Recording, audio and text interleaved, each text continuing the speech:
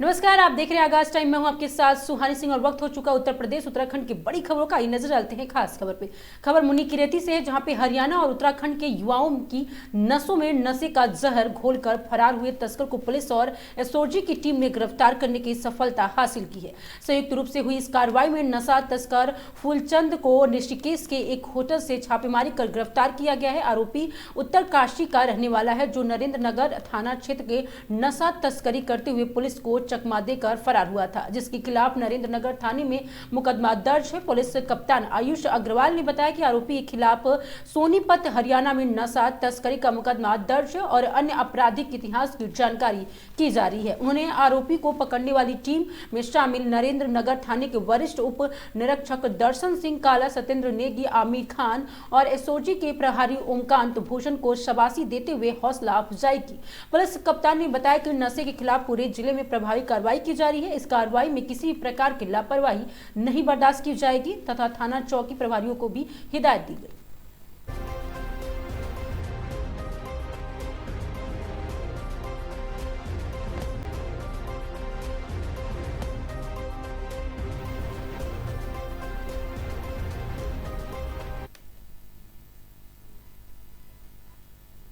खबर हरिद्वार से एक दर्दनाक खबर सामने आई है, जहां पे टेहरी विस्थापित कॉलोनी एक नवविवाहिता की संदिग्ध परिस्थितियों में मौत हो गई। परिजनों ने ससुराल वालों पर दहेज के लिए हत्या करने की गंभीर आरोप लगाया है। मामला रानीपुर कोतवाली क्षेत्र का है। हरिद्वार की टेहरी विस्थापित कॉलोनी में 23 साल की अंजलि शर्मा की फंदे से लटक कर मौत हो गई। घटना की सूचना मिलने पर पुलिस मौके पहुंची और शव को कब्जे में लेकर पोस्टमार्टम के लिए जिला अस्पताल भेज दिया है। पोस्टमार्टम के बाद जब मृतका के मायके पक्ष के लोग संभल जिले से पहुंचे तो उन्होंने ससुराल पक्ष पर दहेज को लेकर प्रताड़ना और हत्या करने का आरोप लगाया। मायके वालों के हंगामे के बाद पुलिस ने ससुराल पक्षों के 3 लोगों के खिलाफ दहेज हत्या का मुकदमा दर्ज कर लिया है। मृतका अंजलि शर्मा की शादी मात्र 1 साल पहले हुई थी। फिलहाल पुलिस मामले की जांच में जुटी हुई, जबकि मृतका के परिजनों का रो रो के बुरा हाल। सौरभ नाम है मेरा। सौरभ, आपकी बहन लगभग आप बता रही कि 5 तारीख में आपकी लास्ट बात हुई थी, उसके बाद क्या हुआ? अब 5 दिन बात हुई थी, ये कह रही थी मैं शादी थी हमारे फबीर भैया की, उसको तो आने की बात हुई, कहाँ मैं आऊंगी। तो हमने 3 तारीख को जे भी कही थी मैंने हमारे साथ चल, तो उनने भेजा ना हमारे साथ 3 तारीख को। उनने मतलब घर वालों ने मना कर दी थी। जितेंद्र नाम है, जितेंद्र ने और उनके पापा ने धर्मेंद्र ने मना कर दी थी कि ना हमारे साथ चलिए, हम गाड़ी कर लेंगे, गाड़ी चलेंगे अपने लोग, ये कही थी उनने। फिर हमने 6 तारीख को फोन आया भैया मेरे पास, तो उन्हें फोन रो रही थी, वो बहुत ज्यादा रो के बोली थी तो तूने मुझे गाड़ी दी, मैं किससे आऊँ यहाँ पे, ये बताओ। जो मना करा गाड़ी मांगना, गाड़ी ला कर दी, तेरे घर वालों ने जी ना दिया, वो ना दिया, पैसे के लिए वो कर रहे थे कि तू गाड़ी देना। जब घर जाते हैं हम गाड़ी बुक करा के किसी और की, तो वो ये कहते हैं हमें कुछ मिलता भी ना है पैसे, मतलब किराए मतलब पैसे भी ना देते, वो 1500 रुपए दे देते तो उससे कुछ खर्चा भी नहीं चलता, जी है वो उसका दे देते, हमेशा इससे क्या कर सकते इससे। तो और आप बहुत रो क्या रही थी। चाहते हो? अभी मैं आप अस्पताल पहुंचे हैं, सुना है कि आपकी बहन की डेथ हो चुकी है। पुलिस का ये कहना है कि कहीं ना कहीं उसने सुसाइड किया है, क्या लगता है आपको? कर बताया, मतलब पूरा इन्हें फोन ने उठाया, फोन देते सुबह से, कल 6 तारीख को बिल्कुल ही फोन न उठाया इन्हें, वो 5 तारीख में 7 तारीख में सुबह से फोन करे, फोन न उठाने, जी उठाने, पापा उठाने, मम्मी उठा, कोई फोन न उठा रहा हूँ। कम से कम एक बार हमें क्लियर बताया थे साहब कि ऐसे ऐसे कोई बात है, कुछ बताता। इन्हें फोन न दिया हमारी लड़की बहन से, इन्हें फोन छीन लिए थे। तो अभी क्या चाह रहे हैं आप? बहन फोन चाहिए तो उसके बाद आपको पता कैसे चला आपकी बहन यहाँ पे?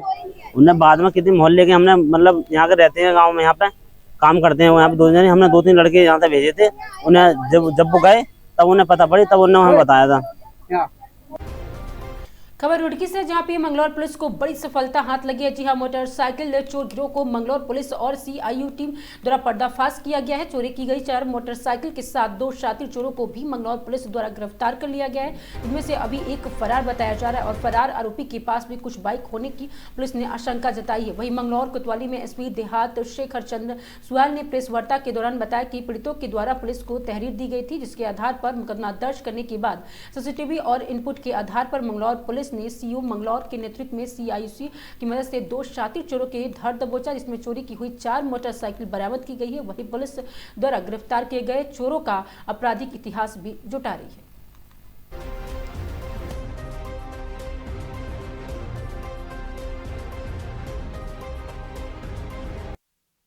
देखिए, इस प्रेस कॉन्फ्रेंस का मेन मकसद आज जो थाना मंगलौर ने एक अच्छी कार्रवाई की है, एक अच्छी पकड़ कर रखी है। हमारे सीओ साहब के नेतृत्व में एसएसआई को एक टीम बना करके कुछ काम सौंपा था, पिछले कुछ समय से 2-3 बाइकें चोरी की यहाँ सूचना मिली थी। लोग हमारे पास भी आ रहे थे, तो निर्देशित किया गया था कि इसमें जल्दी काम करें। तो काफ़ी सारे सीसीटीवी देखने के बाद, पुराने चोरों के बारे में तहकीकात करने के बाद फाइनली कल हमारी टीम को 2 चोर मिले, जिसमें एक का नाम गुलशजर और एक का नाम सोनू है।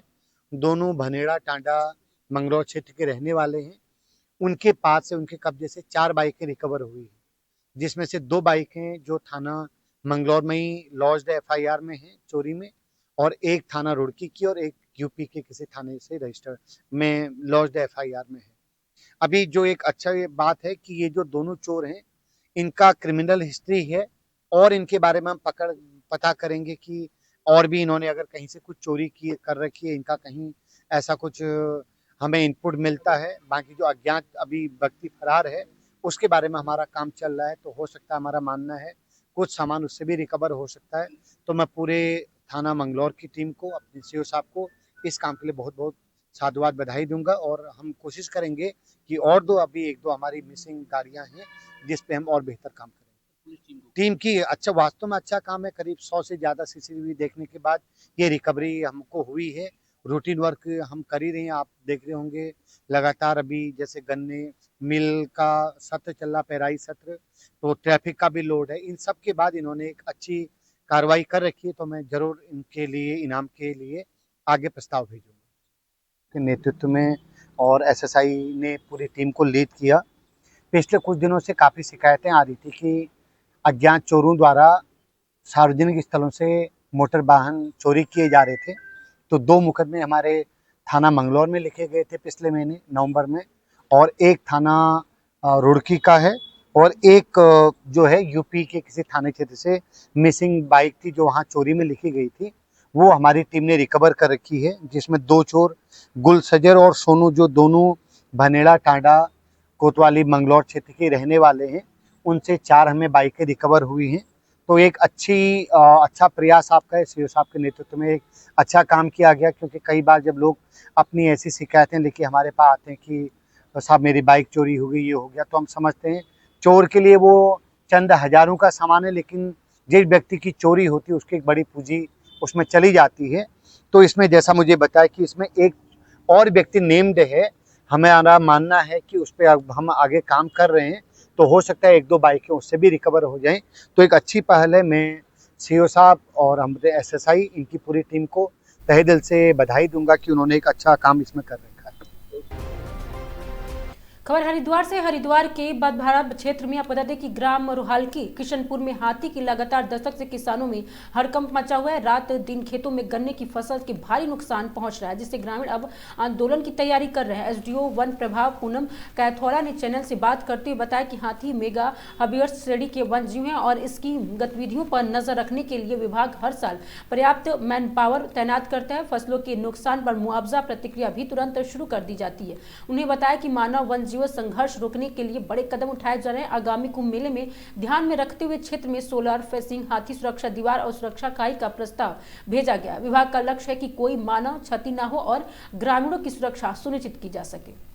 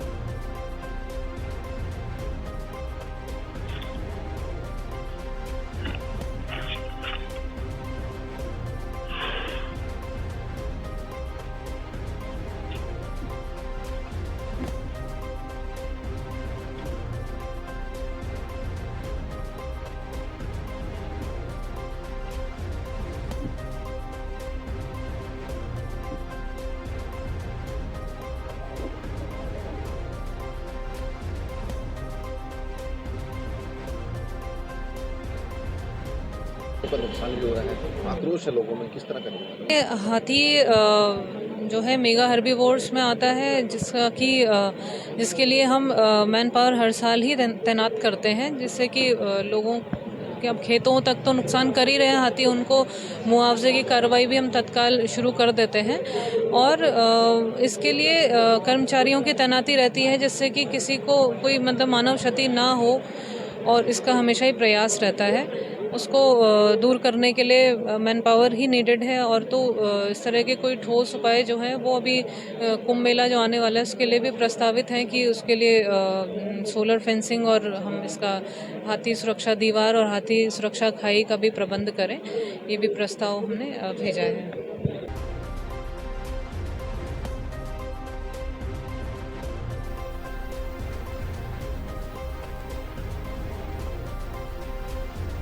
खबर जसपुर से, जहां पे इस वक्त की बड़ी खबर सामने आ रही है। जी उत्तराखंड प्रदेश के जनपद उधम सिंह नगर के जसपुर नगर के सामने निकल कर आ रही है, जहां पे पिछले काफी लंबे समय से चली आ रही रोडवेज बस स्टेशन की मांग तर्ज पर जसपुर के क्षेत्र में स्थापित होने जा रही रोडवेज बस स्टेशन पर किसी तीसरी बार और राजनीतिक गरमा रही है, और जिसके चलते रोडवेज बस स्टेशन में स्थापित होने में लगने वाली अड़चन के आसार मंडराते हुए दिखाई दे रहे हैं, जिसको लेकर जसपुर नगर के बीएससी इंटर कॉलेज मैनेजमेंट ने प्रस्तावित हुए इस रोडवेज बस स्टेशन पर अपनी आपत्ति जाहिर कर रोडवेज बस स्टेशन यहां स्थापित नहीं करने के लिए जनपद उधम सिंह नगर जिलाधिकारी के एक प्रस्ताव प्रेषित किया है। तो वहीं विवेकानंद कॉन्वेंट स्कूल के प्रबंधक मनोज कुमार चौहान ने मीडिया के समक्ष प्रस्तुत होकर विरोधाभास जताते हुए प्रस्तावित रोडवेज बस स्टेशनों को अन्य जगह पर प्रस्तावित करने की सरकार से गुहार लगाई है। तो वहीं दूसरी तरफ स्थानीय जनता ने भाजपा नेताओं में खुशी की लहर है। तो वहीं उत्तराखंड आपदा प्रबंधन सलाहकार समिति के उपाध्यक्ष विनय कुमार रुहेला के अध्यक्ष बताते कि प्रयासों से सूबे की मुखिया माननीय पुष्कर सिंह धामी के सहयोग से करीब 35 साल में तीसरी दफा प्रस्तावित इस रोडवेज बस स्टेशन की बड़ी उपलब्धि पर स्वयं भाजपा कार्यकर्ताओं से लेकर जसपुर विधानसभा क्षेत्र की जनता ने भी विरोधाभास की अपेक्षा ज्यादा अपनी प्रतिक्रियाएं देकर इस क्षेत्र के लिए सराहनीय काम बताया है। और आपदा मंत्री आपको कि विनय रुहेला और प्रदेश के मुख्यमंत्री पुष्कर सिंह धामी दोनों का आभार व्यक्त किया है। साथ ही उत्तराखंड भाजपा कार्यकारिणी सदस्य खड़ग सिंह चौहान ने इसे जसपुर क्षेत्र की बड़ी उपलब्धि बताकर कहा है कि रोडवेज बस स्टेशन में विरोधाभास न करने की अपील की है। तो वहीं काशीपुर भाजपा जिला अध्यक्ष मनोज पाल ने भी और एक बड़ा बयान देकर विस्थापित होने वाले रोडवेज स्टेशन की अड़चने न डालने की गुजारिश की है। तो वहीं भारतीय किसान यूनियन के वरिष्ठ प्रदेश उपाध्यक्ष प्रेम सिंह सहोता ने भी मीडिया से रूबरू होकर जसपुर क्षेत्र में स्थापित होने जा रहे रोडवेज बस स्टेशन के अवरुद्ध उत्पन्न न करने की बात कही है। साथ ही बताया है जसपुर क्षेत्र में जसपुर काशीपुर मार्ग में गागुवाला बस्ती में बीएसबी के इंटर कॉलेज के पीछे प्रस्तावित हुए इस रोडवेज बस स्टेशन में जसपुर विधानसभा क्षेत्र के जनता में खुशी की लहर व्याप्त है।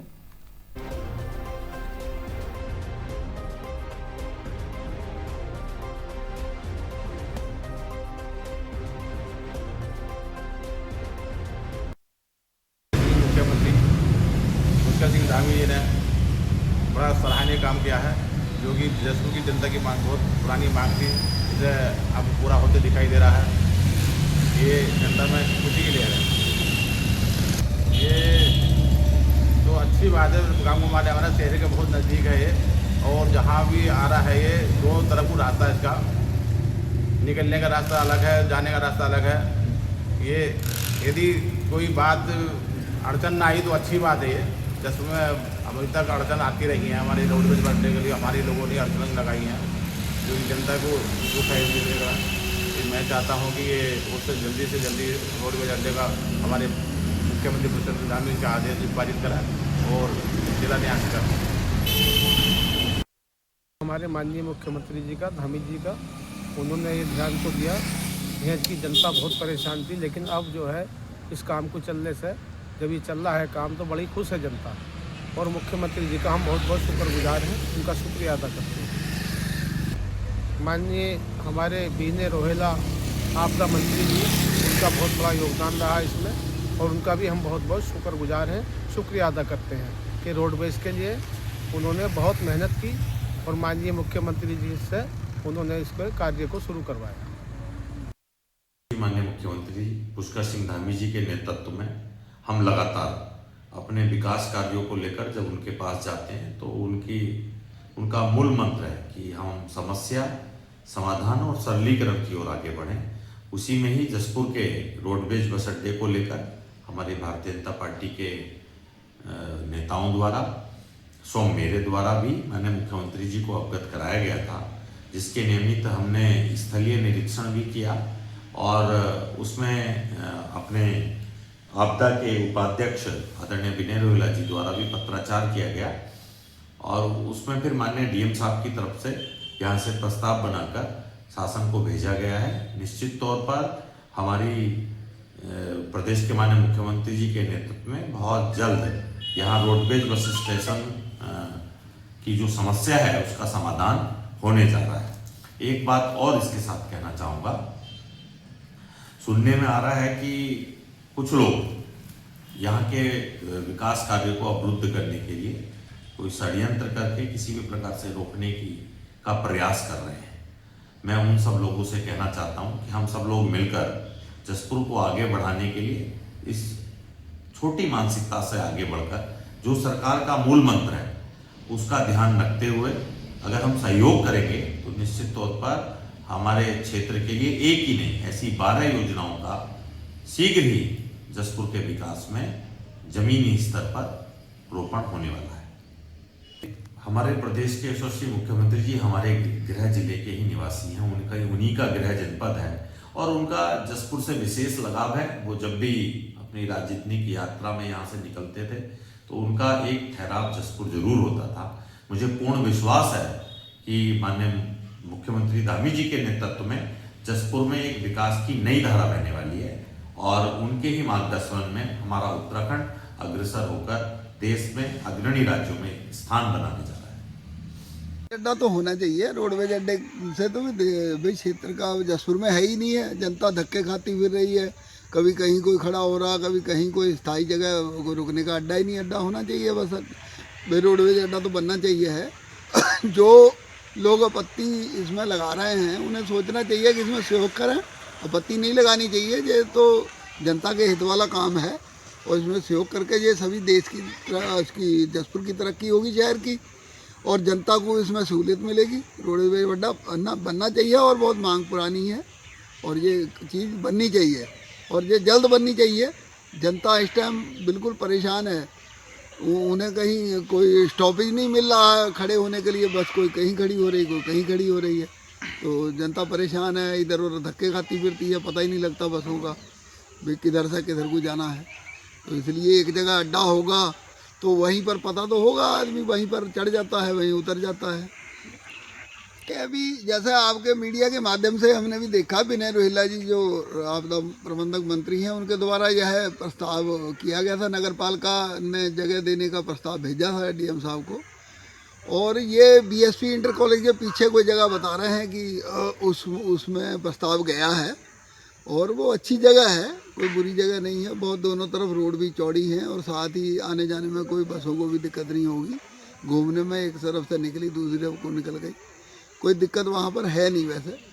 और वहाँ पर जो लोग आपत्ति लगा रहे हैं उनको पता नहीं क्या वजह रही होगी, क्यों कर रहे हैं, वो इसे नहीं करना चाहिए, सहयोग करना चाहिए। जनता के हित को देखते हुए जनता के साथ यानी आवाज़ जो है बुलंद करनी चाहिए। नहीं, माहौल तो जब भाई बनना चाहिए था, जब अभी मीडिया के माध्यम से पता चला कि रोडवेज अड्डा बनने जा रहा है तो खुशी की लहर थी, पर जैसे अब आपके द्वारा पता लग रहा कि उसमें आपत्ति लग गई है, फिर मीडिया के माध्यम से देख रहे हैं तो आपत्ति में तो ये कोर्ट कचहरियों के चक्कर बहुत लंबे पड़ जाते हैं, तो फिर एक निराशा का भाव पैदा हो गया कि ये रोडवेज अड्डे पे तो ग्रहण लग गया। जब तीसरी दफ़ा ये प्रस्तावित हुआ, तीसरी दफ़ा ये इस तरह से अगर रहेगा तो बहुत फिर जसपुर तो मिलेगा ही नहीं रोडवेज अड्डा जसपुर को इस तरह से। तो उत्तराखंड के अंदर हमारे यशस्वी मुख्यमंत्री माननीय धामी जी के प्रयासों से चहुमुखी विकास हो रहा है और हमारे जसपुर के लिए भी माननीय मुख्यमंत्री जी बहुत ज़्यादा सोचते हैं और जसपुर में भी समय समय पर सौगातें देते रहे हैं। और इस बार जो रोडवेज बस स्टैंड के लिए जो सभी कार्यकर्ताओं विशेषकर रोहेला जी के प्रयासों से यहाँ पे जो हमने रोडवेज बस स्टैंड को स्वीकृति दिलाने का काम किया है, माननीय मुख्यमंत्री चाह रहे हैं कि यहाँ पर रोडवेज बनाया जाए और रोडवेज बनने की यहाँ पे बहुत ज़रूरत भी है।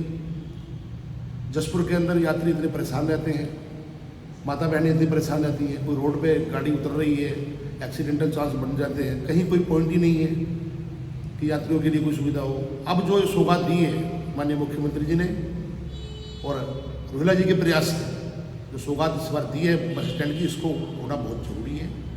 कुछ चंद लोगों के द्वारा जो विरोधाभास हो रहा है, मैं चाहूँगा कि नहीं होना चाहिए। और यहाँ पर रोडवेज बस स्टैंड जहाँ पे भी जगह स्थित की है, जहाँ पे स्थिति को उसको चुना है जिस पॉइंट को, वहाँ पे बन जाना चाहिए। और ये जसपुर के लिए बहुत अच्छी चीज़ होगी, बहुत अच्छा कार्य होगा, कोई बाधा इसमें ना आए। पहले भी कई प्रयास इस तरह के किए गए हैं जसपुर के अंदर, 35 वर्षों से ये प्रयास चल रहा है रोडवेज बस स्टैंड। अब जाकर के मैच्योर हुआ है और इसके लिए स्वीकृति हुई है माननीय मुख्यमंत्री जी की, तो इसका विरोधाभास ना होकर के इसका निर्माण हो जाना चाहिए, ये जसपुर के हित में रहेगा। रोडवेज बस अड्डे की स्वीकृति पे अपने यशस्वी मुख्यमंत्री जी का, धर्म रक्षक मुख्यमंत्री जी का बहुत बहुत आभार व्यक्त करते हैं। उत्साह तो है कि बहुत समय से यहाँ पर रोडवेज की डिमांड की जा रही थी, तो उसके हिसाब से तो गवर्नमेंट का ये एक प्रयास बहुत अच्छा प्रयास है कि रोडवेज जसपुर में बनने जा रहा है। लेकिन जिस जगह ये जगह प्रस्तावित हुई है उसको लेके थोड़ा सा मेरा आपत्ति है कि वहाँ पर एक तो बीएसवी इंटर कॉलेज का आ रहा है और मेरा विद्यालय विवेकानंद कॉन्वेंट स्कूल के नाम से है, और जहाँ पर ये क्लास 8 तक ही विद्यालय है, जहाँ पर छोटे छोटे बच्चों की पढ़ाई होती है। और जब रोडवेज यहाँ पर बस स्टैंड बन जाएगा तो ट्रैफिक का भी बहुत आना जाना हो जाएगा, जिसकी वजह से बच्चों की सुरक्षा को लेके भी मेरा दृष्टिकोण ये है कि यहाँ पर ये रोडवेज प्रस्तावित ना हो। यहाँ पर दूसरी जगह भी गवर्नमेंट की छोड़ी हुई होंगी, वहाँ पर ये रोडवेज का बस स्टैंड प्रस्तावित हो जाए तो बहुत अच्छा होगा। और बच्चों की सुरक्षा के हिसाब से वहाँ पर बहुत से, जब रोडवेज बन जाता है तो वहाँ पे असामाजिक तत्व आने लगते हैं, जिसकी वजह से भी छोटे छोटे बच्चों की सेफ्टी के लिए भी, सुरक्षा के लिए की दृष्टि से भी ये उपयुक्त नहीं है। और इसके साथ साथ आगे भी एक विद्यालय है ग्रीनफोर्ड के नाम से, वो भी पास में ही है, तो इसलिए छोटे छोटे बच्चों को और बीएसबी के बच्चों की सुरक्षा की दृष्टि से को मानते हुए ये रोडवेज यहाँ पर प्रस्तावित ना होकर कहीं दूसरी जगह पर इसका प्रस्ताव किया जाए तो बहुत अच्छा रहेगा। ये तो सरकार की नीति है, अगर यहाँ पर बनेगा तो हमें भी उसके साथ में एडजस्ट करना पड़ेगा। लेकिन फिर भी बच्चों की सुरक्षा की दृष्टि से देखते हुए मैं तो सरकार से यही अनुरोध करूँगा कि दूसरी जगह ये रोडवेज का प्रस्ताव किया जाए। है कि 91 में जब राम जन्मभूमि आंदोलन हुआ था, उसके बाद उत्तर प्रदेश में जब भारतीय जनता पार्टी की सरकार आई थी, तब हमारा उत्तराखंड भी उत्तर प्रदेश का ही एक अंग था। उस समय भी मुझे अच्छी तरह से स्मरण है कि उस समय भी जसपुर में रोडवेज बस अड्डे की मांग उठी थी।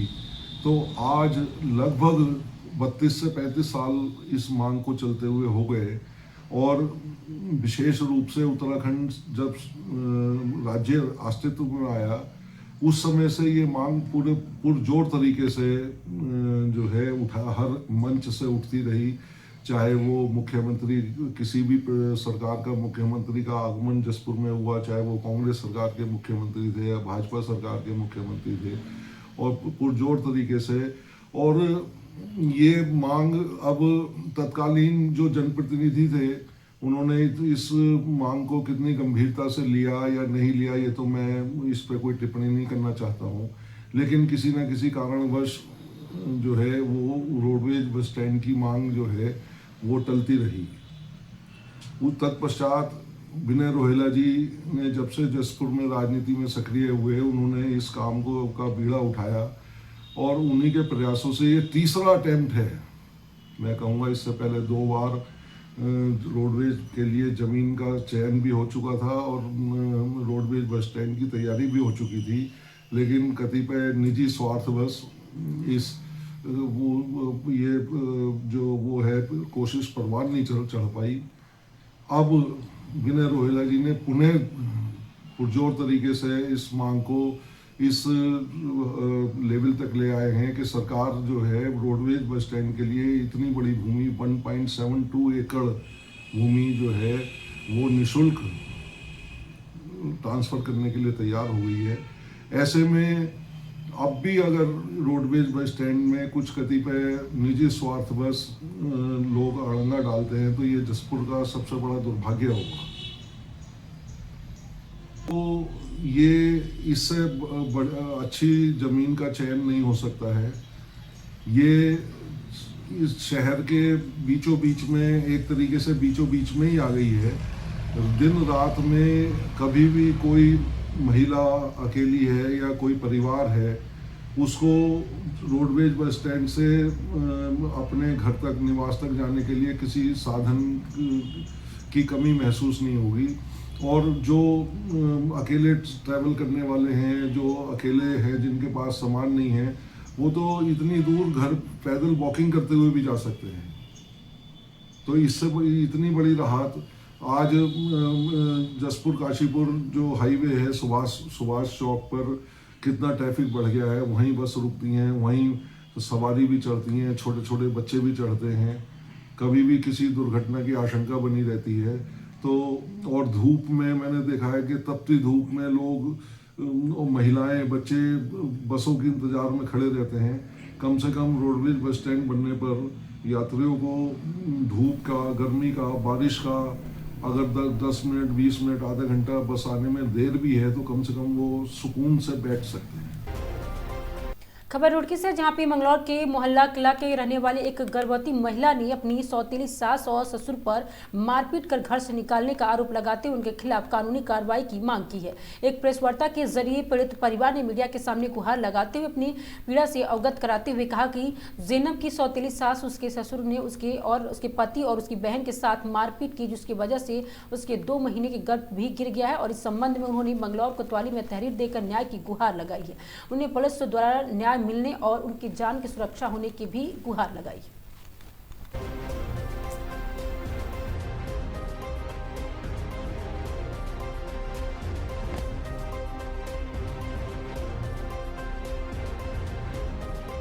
माँ है, जो सौतेली सास है मेरी, उसने मेरे पेट में लाते बजाई।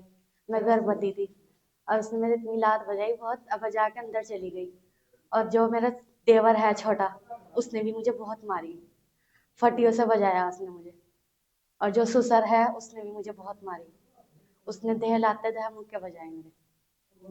मैंने दी उसमें, उन्होंने कुछ वो नहीं करा। गए थे, मैंने गए थे अपने घर में बैठ के नहीं डालू। कल हो गए, कल दी थी, कल की बात है, कल शाम की। पहले से ही मारे छेते हैं जी। मेरा आदमी को भी बहुत बजाया उसके भाई ने, छोटे भाई ने। और उसने जो सौतेली सास है मेरी, उसने भी बहुत बजाया उसने। बस ये करना चाहिए कि वह जब भी हम जाए मारे ना हमें, और हमारा हिस्सा दे दे हमें। और हम उनसे कोई मतलब नहीं है, बस हमारा हिस्सा दे दे हमें। हम चाहे अलग रहे या कुछ भी रहे, बस ना हमारे मारे जब भी हम जाए वहाँ। हम वहाँ जाने के भी नहीं, बस हमें हमारा हिस्सा दिलवा दो। हम यही चाह रहे थे कि हमारे साथ इस तरह ना करे, हमें ना हमारे साथ मारपीट करे। कौन लोग है? वही है, दूसरी माँ है जी। क्या वो? बस जब भी जाए तो किलफती रहे, मारने को एकदम उठ जा। हाँ जी, कल हुई, कल पुलिस को तहरीर दिया जी, तहरीर दी उन्होंने, आज बुलाया था। किस चीज को लेकर मारपीट कर रहे हो? बस ऐसे ही जलन में, इसकी वजह से जी। भाई हिस्सा भी देने को मना करे, बेदखल करने को है। खबर सितारगंज से, जहां पर व्यापारियों ने अपनी मांगों को लेकर नगर पालिका सितारगंज में दिया धरना। और इस मौके पर आप कहते हैं कि खोआ फंड यूनियन के अध्यक्ष नीरू गुप्ता ने बताया कि आज हमारे ऊपर एक और नया टैक्स लागू किया जा रहा है, जो कि गलत है। और हम समस्त व्यापारी ट्रेड लाइसेंस शुल्क के खिलाफ और हम यह टैक्स नहीं लेने देंगे। वहीं उपस्थित पवन अग्रवाल ने बताया कि हम लोग सभी तरह के टैक्स देते हैं, लेकिन फिर भी हमारे ऊपर एक नया टैक्स लागू किया जा रहा है। हम हाउस टैक्स, वाटर टैक्स, दुकान के टैक्स सभी तो देते हैं और वैसे भी दुकानदारी कम है। उन्होंने कहा कि वेस्ट चौराहे के पास लग रहे सोमवार बाजार का भी विरोध किया गया। उन्होंने कहा कि मार्केट के सभी ग्राहक सोमवार बाजार से अपनी खरीदारी कर लेते हैं, जिसकी वजह से हमारा काम नहीं चल पा रहा और हम चाहते हैं कि यह ट्रेड लाइसेंस का शुल्क हमसे ना लिया जाए, और अगर ऐसा नहीं हुआ तो अभी हमारे द्वारा सांकेतिक धरना दिया गया है। अगर आवश्यकता पड़ी तो अनिश्चितकालीन तक धरना देने के लिए भी हम मजबूर होंगे। और इस मौके पर सभी ने व्यापारी एकता जिंदाबाद के नारे लगाए और ट्रेड लाइसेंस शुल्क बंद करो। इस मौके पर अरविंद गुप्ता, अरविंद देवल, हरपाल आर्या, अब्दुल सत्तार, मोहम्मद अहमद, नासिर, बंटी गुप्ता, दुर्गा प्रसाद, पवन अग्रवाल, विपेंद्र सिंह गनार और बता दें कि व्यापार मंडल अध्यक्ष उमेश अग्रवाल आदि मौजूद रहे।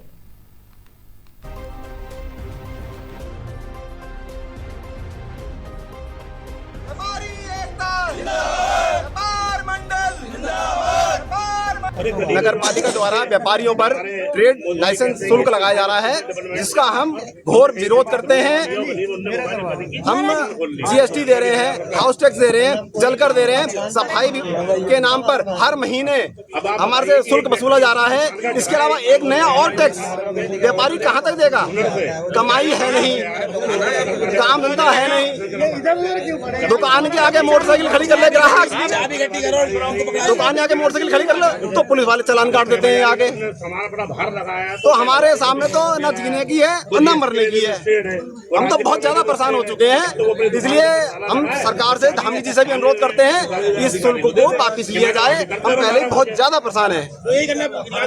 द्वारा एक ट्रेड लाइसेंस का शुल्क लिया जा रहा है, जो शुल्क जो है 10 रुपए से लेके 10 गुना बढ़ा रखा है। और जिसका शुल्क जब हम सभी व्यापारी जीएसटी देते हैं, कर टैक्स देते हैं, बाटा टैक्स देते हैं और तुम्हारे नगर पालिका को तय बाजारी शुल्क देते हैं और तुम्हारी यूजर चार्ज भी देते हैं। जब इतने टैक्स हम देते हैं, सभी व्यापारी सब टैक्स देते हैं, फिर ये हमारे पास ट्रेड लाइसेंस का टैक्स क्यों देंगे? तो हम सभी व्यापारी इस बात का विरोध करने आए हैं कि ट्रेड लाइसेंस की प्रक्रिया खत्म की जाए और हम इसको कोई भी प्रकार का शुल्क देने में सक्षम नहीं है।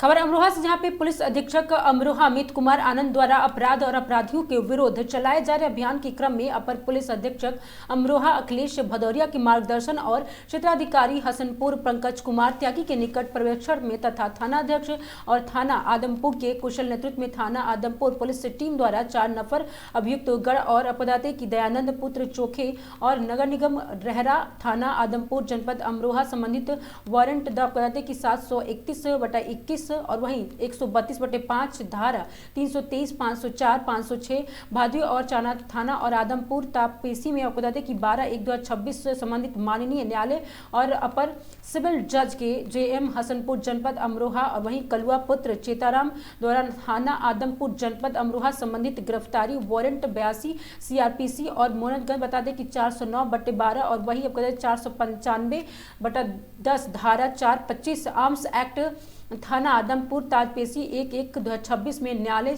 और श्रीमान अपर सिविल जज जूडी जे हसनपुर जनपद अमरोहा के वही बदन सिंह पुत्र खानसाहा निगम के ग्राम ढकीला तथा आदमपुर जनपद अमरोहा संबंधित रिकवरी वारंट मुकदमा 502/2024 धारा 144 बीएनएसएस और वही थाना बहजोई में ताजपोशी 24/12/25 संबंधित माननीय न्यायालय श्रीमान परिवार न्यायालय प्रधान न्यायाधीश महोदय संभल स्थान चंदौसी और वही बता दें कि चौथा भूदेही पुत्र ध्यान सिंह और ग्राम संथलापुर थाना आदमपुर जनपद अमरोहा संबंधित वारंट 844/21 धारा 420 भादवी रामकुमार बनाम अमराल ताजपोशी 20/1/2026 आदमपुर में न्यायालय अपर सिविल जज और जेएम हसनपुर जनपद अमरोहा को गिरफ्तार कर संबंधित माननीय न्यायालय में भेजा गया है।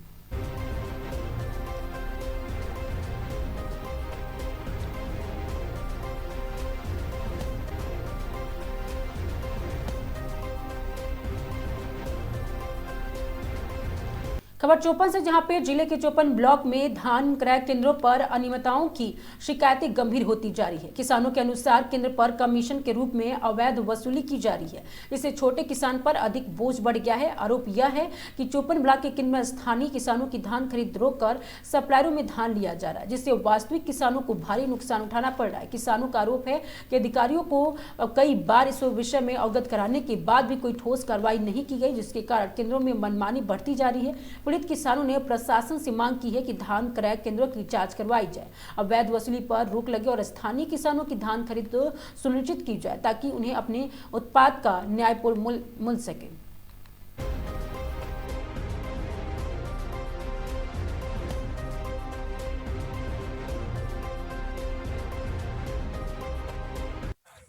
आपका नाम? सर मेरा नाम अखिलेश है, कनस से हूँ। कनस से है जी। क्या मामला है, आप लोग यहाँ विवाद कर रहे हैं? सर यहाँ पे हम धान करीब 15 दिन से लेके आ रहे हैं सत्यापन करा के धान बेचने के लिए। तो जो सचिव सर हैं वो बोल रहे हैं कि धान मेरा हाइब्रिड मैं नहीं ले सकता हूँ, मेरा रिकवरी पूरा हो चुका है 10% का। तब यहाँ पे डेली देख रहा हूँ सर कि धान उतर रहा है हाइब्रिड, लेकिन मेरा नहीं उतारा जा रहा है। हम इनको बोले सर मेरा भी उतरवाइए, तो कह रहे हैं 1.5 से 2 रुपये कमीशन लगेगा। और हम बोले ठीक है सर, वो भी हम देने के लिए कह रहे हैं, लेकिन ये बाद में सर मेरा भी वो भी नहीं उतरवा रहे हैं। अब प्लस में जिसका कौन ब्लॉक से रहने वाले हैं, कौन ब्लॉक पड़ेगा, उनका धान उतरवा रहे हैं पैसा लेके। क्या व्यापारियों का भी माल उतर रहा है? क्या जी सर, डेली अभी यहाँ सामने ट्रैक्टर लगा है सर, व्यापारी का ही है। व्यापारी का है? जी। व्यापारी अच्छा खासा कमीशन दे रहे हैं। जी ये सब बड़े लोग हैं, पहुँचे गुंडे लोग हैं। 54 ब्लॉक के जो भी किसान है पीड़ित हैं। जी सब हर किसान सर वहाँ देखिए 15 दिन से लिए बोरा वहाँ पर रखा है सर, उसको छोटो किसानों का माल नहीं लिया जा रहा है। नहीं लिया जा रहा है। और इनको कहा जा रहा है कि सर आ रहे हैं सभी लोग, तय कर रहे हैं, हम कई पत्रकार देखे हैं, इतना से मेरा कुछ होने वाला नहीं है। पत्रकारों को भी ऐसा बोल रहे हैं? जी। खबर महोबा से, जहां पे महोबा में ठंड के मौसम में यात्रियों की सुरक्षित यात्रा को प्राथमिकता देते हुए रोडवेज विभाग पूरी तरह से अलर्ट मोड में आ गया है। जी हां, महोबा डिपो के सब बता दें कि 15 अनुबंधन और 122 निगम बसों को पूर्ण रूप से तैयार कर दिया गया है। विभाग द्वारा बसों में वाइपर, फॉग और लाइट वेदर लैंप, अग्निशमन यात्रा और इमरजेंसी डोर, सुरक्षित सीटिंग जैसी सभी सुविधाओं को दुरुस्त कर लिया गया है, ताकि कोहरे और शीतलहर के बीच भी यात्रा सुरक्षित और सुचारू रूप से जारी रह सके। आपको बता दें कि महोबा रोडवेज डिपो प्रभारी प्रवीण कुमार ने बसों का निरीक्षण किया और बताया कि सभी बसें ठंड और कोहरे के मद्देनजर मानकों को अनुरूप फिट किया गया है। वाइपर पूरी तरह से कार्यरत है, अग्निशमन यंत्र लगाए जा चुके हैं और वेदर लैंप काम कर रहे हैं, जो कि ड्राइवरों के वाहन चलाने में अहम सहूलियत देते हैं। उन्होंने बताया कि सभी चालक और परिचालकों को विशेष निर्देश भी दिए गए हैं कि वो तेज गति से वाहन ना चलाएं और ओवरटेक करने से पूरी तरह से बचें। हर दिन काउंसलिंग के माध्यम से बस चालकों को जागरूक किया जा रहा है, ताकि हादसों की आशंका कम से कम हो सके। 1000 किलोमीटर तक की दूरी तय करने वाली मथुरा जाने वाले चालक प्रियांशु सक्सेना ने बताया कि यात्रियों की सुरक्षा के लिए बसों में फॉग लाइट, नए वाइपर और टूटे हुए शीशों की मरम्मत कर दी गई है। इससे चालक दल को भी काफी राहत मिली है और वो बिना जोखिम के वाहन को संचालित कर पा रहे हैं। उन्होंने कहा कि कोहरे के दौरान सबसे अधिक दुर्घटनाओं का खतरा होता है और इसलिए इस पर पूरी एहतियात बरती जा रही है। वहीं महोबा से दिल्ली रूट पर बस चलाने वाले चालक बबलू ने बताया कि कोहरा सफर में सबसे बड़ी चुनौती बन जाता है और हादसों की प्रमुख वजह भी यही रहता है, लेकिन विभाग द्वारा बसों में किए गए सुरक्षा इंतजामों ने स्थिति को बेहतर बना दिया है। उन्होंने कहा कि आपातकालीन दरवाजा और अग्निशमन यंत्र पूरी तरह से दुरुस्त कर दिए गए हैं तथा टूटे कांच बदलकर यात्रियों को हवा से बचाव के लिए बसें सुरक्षित बनाया गया है।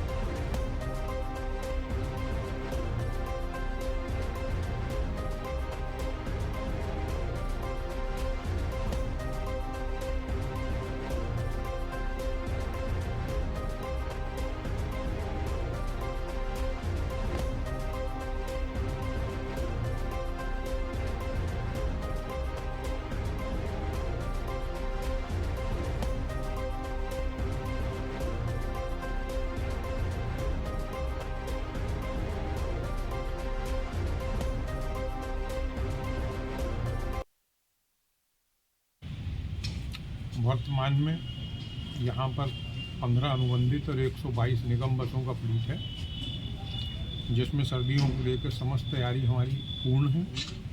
सभी बसों में वाइपर कार्यरत हैं, वैध अग्निशमन यंत्र लगे हुए हैं, सीटें बिल्कुल साबुत हैं, शीशे पूरे हैं और इसी के साथ साथ सभी हेडलाइटों में ऑल वेदर लैंप लगे हुए हैं, जो कोहरे के दृष्टिगत लगाए जाते हैं।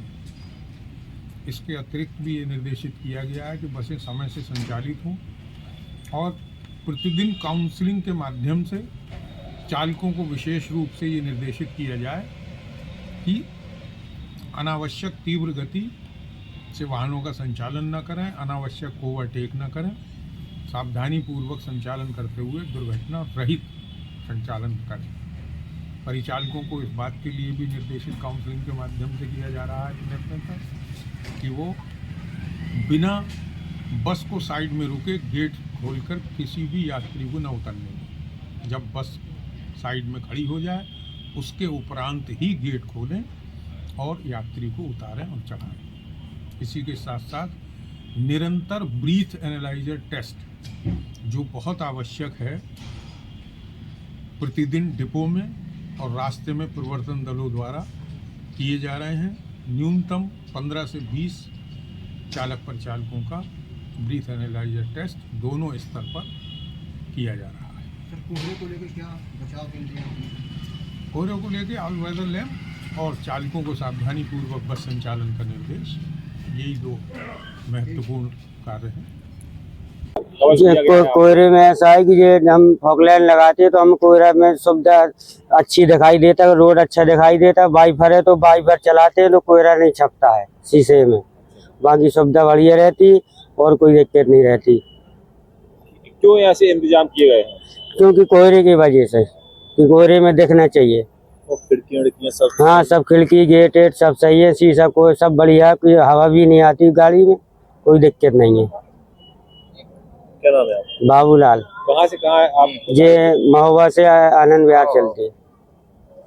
जी सर, मेरी गाड़ी में फॉग लाइट वगैरह सारी चालू करा दी गई हैं, वाइपर भी चालू है कोहरे को देखते हुए, और बीच बीच में हम लोगों को बताया भी जाता है कि कोहरे में आराम से चले।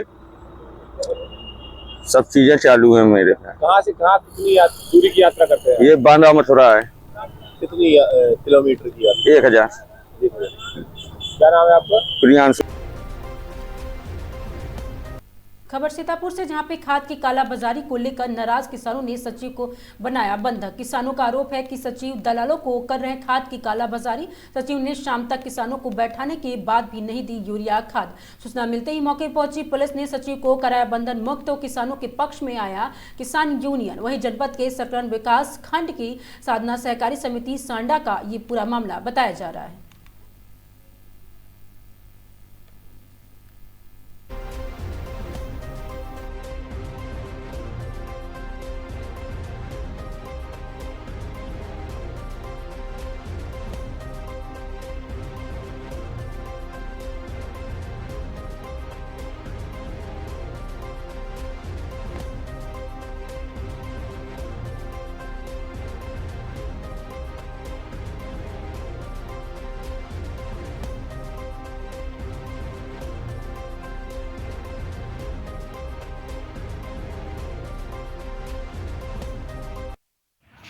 हम पहुंचे हैं, ये किसान यूनियन अध्यक्ष हैं महोदय। अभी जो है सांडा जो है समिति जो है क्रय विक्रय केंद्र पर, वहाँ किसानों ने वो ग्रुप धर लिया, उनको यूरिया नहीं मिल रही थी। उसके जो प्रभारी हैं पांडे, उनको पुलिस ने, अनिल उपाध्याय हैं यहाँ के चौकी प्रभारी, और पुलिस बल के साथ उनको बचाया गया। इसके बारे में किसानों के लिए आप क्या कहेंगे? सर धन्यवाद किसानों की बात उठाने के लिए। मैं आपको बताना चाहता हूँ कि मेरे परिवार में आज एक मिट्टी हमारी बड़ी माँ लगती हो गई थी। मैं उसमें व्यस्त था। जब ये घटना हुई है तो तमाम संभ्रांत किसान और किसान मजदूर हमारे पास जो है कॉल किया, क्योंकि मैं व्यस्त था मिट्टी में। इसलिए जब वहाँ मिट्टी हो गई है, यहाँ आए हैं, देखे हैं व्यवस्था। जो यहाँ का सचिव महोदय हैं, उनकी बांटने की जो व्यवस्था है वो बहुत गड़बड़ है। आज हम व्यस्त थे, हमसे तमाम किसान और आज मौके पर गए भी थे, जो व्यवस्था देखे हैं। आज हम व्यस्त थे, कल इसको देखेंगे। अगर व्यवस्था सही नहीं होती है, गड़बड़ हो रही है, तो कल जो है भारतीय किसान यूनियन टिकैत ग्रुप और संभ्रांत किसान मजदूरों के साथ धरना प्रदर्शन करेगा। और जब तक व्यवस्था शुद्ध नहीं हो जाएगी तब तक धरना चलेगा। महोदय, वहाँ किसान चिल्ला रहे थे कि यहाँ दलालों को दी जाती है यूरिया। दलाल तो हर जगह सक्रिय हैं। उत्तर प्रदेश सरकार, बाबा जी ने आदेश कर रखा है कि प्राइवेट जितने सरकारी हैं कार्यालय ऑफिस में प्राइवेट आदमी नहीं रहेगा, लेकिन ये जितना सरकारी कर्मचारी अधिकारी है ये प्राइवेट आदमी रखता है। उसके द्वारा जो है जनता से शोषण किया जाता है, पैसे लिए जाते हैं।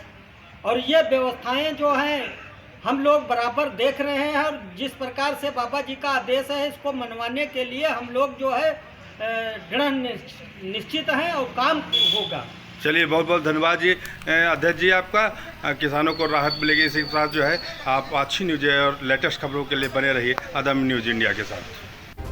खबर सोनभद्र से, जहां पे कोर्ट में कफ सिरप तस्करी मामले में 5 आरोपियों को आज पेश किया गया। विशेष न्यायाधीश एनडीपीसी एक्ट के समक्ष पेशी के बाद सोनभद्र पुलिस ने सभी 5 अभियुक्तों को 14 दिन की पुलिस रिमांड पर ले लिया है।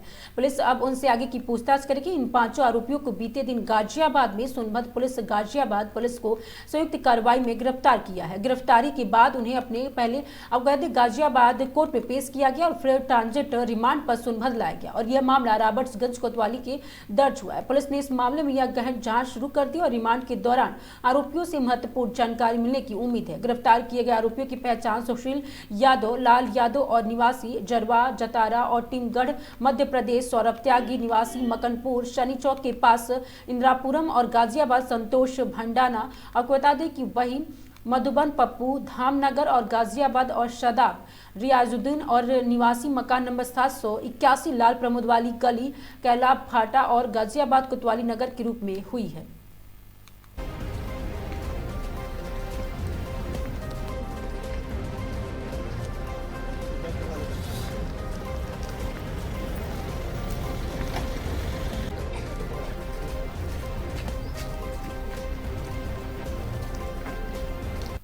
खबर सोनभद्र से, जहां पे स्कूल बस दीवार से टकराई और 10 बच्चे और अध्यापक घायल। जी हां, संत कीराराम और पब्लिक स्कूल की बस का ब्रेक फेल होने से हुआ है बड़ा हादसा। रॉबर्ट्सगंज लोडी स्थित संत कीनाराम पब्लिक स्कूल की एक बस दुर्घटनाग्रस्त हो गई। बस का ब्रेक फेल होने के बाद वो कॉलेज परिसर की दीवार से जा टकराई। बस इस हादसे में एक अध्यापक सहित 10 बच्चे घायल हो गए। जानकारी के अनुसार बस स्कूल के गेट पर पहुंची थी और तभी उसका ब्रेक फेल हो गया। अनियंत्रित होकर बस सीधे दीवार से टकरा गई। बस में कुल 15 बच्चे और एक अध्यापक सवार थे। घायल हुए सभी 10 बच्चों को प्राथमिक उपचार के बाद अस्पताल से छुट्टी दे दी गई है। हालांकि अध्यापक संतोष गुप्ता के गंभीर चोटें आई है, जिसके कारण उन्हें आगे के इलाज के लिए रेफर कर दिया गया है। घायल अध्यापक संतोष गुप्ता ने बताया कि दुर्घटना अचानक हुई और वो मौके पर बेहोश हो गए। मेडिकल कॉलेज की इमरजेंसी में उपचार के बाद उन्हें होश आया है और उनके सिर में गंभीर चोटें आई है और इस घटना के बाद क्षेत्र में स्कूल बसों के फिटनेस मानकों को लेकर सवाल उठने लगा है। वहीं जब इस संबंध में संत कीनाराम कॉलेज प्रबंधन गोपाल सिंह ने बात करते हुए प्रयास किया तो उनका फोन लगने के कारण उनका पक्ष नहीं लिया जा रहा है। रॉबर्ट्सगंज कोतवाली प्रभारी माधव सिंह बताया कि मामले की तहरीर मिली है। तहरीर के अनुसार संत कीनाराम स्कूल उरमौरा की बस नंबर 14 घोरावाला की तरफ से बच्चों के लिए विद्यालय प्रवेश करते हुए समय अनियंत्रित होकर बाउंड्री से टकरा गई। इस दुर्घटना में अध्यापक संतोष कुमार गुप्ता घायल हो गए, जबकि लगभग 15 बच्चों को हल्की चोटें आई। उन्हें इलाज के बाद छुट्टी दी गई है। अध्यापक संतोष कुमार गुप्ता का इलाज अभी भी जिला अस्पताल लोधी में चल रहा है। उन्होंने बताया कि कानून व्यवस्था की कोई समस्या नहीं है।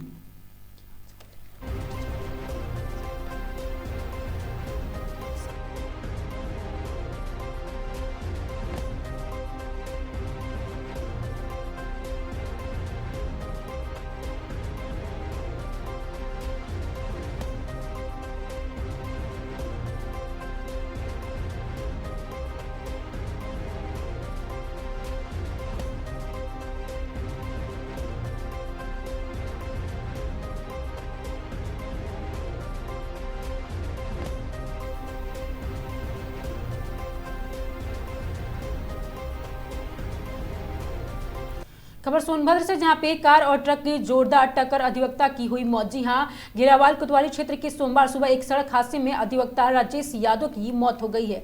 खुटवा गांव के पास कार और ट्रक की जोरदार टक्कर हुई, जिसमें राजेश यादव गंभीर रूप से घायल हो गए।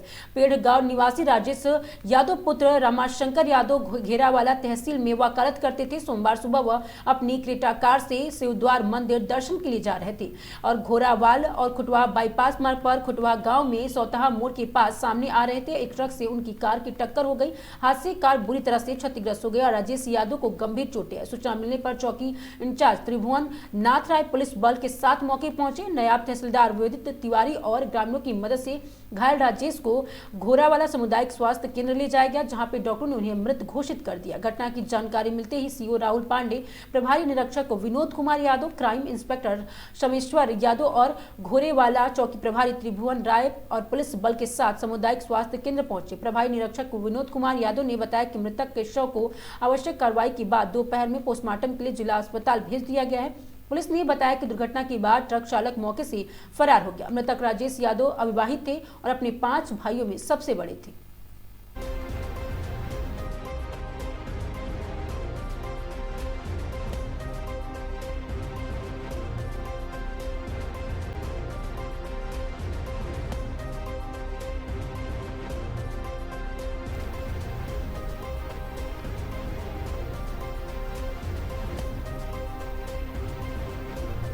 खबर अमरोहा से, जहां उत्तर प्रदेश के जनपद अमरोहा जिले के जिला अधिकारी, समुचित प्राधिकारी और PCNPTC की अध्यक्षता में कलेक्टर स्थित कार्यालय कक्ष में जनपदीय सलाहकार समिति की बैठक आयोजित की गई। बताते चले कि बैठक के जिलाधिकारी निधि गुप्ता वसुधा निर्देश दिए कि जनपद के प्रत्येक निजी चिकित्सा संस्था, हॉस्पिटल, नर्सिंग होम और अल्ट्रासाउंड सेंटर, पैथोलॉजी क्लिनिक और अपने मुख्य द्वार पर अपने पंजीयन प्रमाण पत्र चस्पा करेंगे। यदि किसी निजी चिकित्सा संस्था में पंजीयन प्रमाण पत्र चस्पा और उपलब्ध नहीं पाया जाता है तो उस चिकित्सालय पर सीलिंग की कार्रवाई करने हेतु समस्त चिकित्सा अधीक्षक और नोडल अधिकारियों को निर्देशित किया गया है। निर्देशन के अनुसार आपको बता दें कि अल्ट्रासाउंड सेंटर पर जो चिकित्सक अधिकृत हो वह सिर्फ अपनी योग्यता के मरीजों का ही अल्ट्रासाउंड करेंगे तथा सेंटर पर गर्भवती महिलाओं के फॉर्म FO को सुरक्षित रखेंगे और नोडल अधिकारी द्वारा निरीक्षण के प्रशिक्षण को यदि अनुपालन न करता हुआ पाया जाता तो संबंधित सेंटर का पंजीयन निरस्त करने की कार्रवाई की जाएगी। समस्त सेंटरों पर चिकित्सा का समय अंकित कर प्रदर्शित करना सुनिश्चित कराया जाए। जिलाधिकारी ने स्पष्ट निर्देश दिए हैं कि जनपद में कोई भी अवैध चिकित्सा संस्था संचालित न हो। अगर कोई संचालित पाया जाता है तो उसको सील करने की कार्रवाई की जाएगी। लगातार झोला छाप और इलीगल चलाए जाने वाले पैथोलॉजी लैब्स या क्लिनिक के ऊपर कार्रवाई करी गई है। उसी के अंतर्गत एक नया आदेश जारी किया गया है जिला प्रशासन की PCPNDT बैठक में, जिसके अंतर्गत जो भी पंजीकृत पैथोलॉजी लैब्स हैं, क्लिनिक हैं, अस्पताल हैं, वो अपने पंजीयन को अपने बाहर डिस्प्ले करेंगे और उस डिस्प्ले से लोगों को भी एक जानकारी मिलेगी, कॉन्फिडेंस आएगा कि जिस जगह या इलाज कराने जा रहे हैं वो जिला प्रशासन द्वारा लाइसेंस्ड या रजिस्ट्रीकृत है। और इससे एक जो यहाँ पर गिरोह चल रहा है उसका भी कार्रवाई लगातार की जाएगी।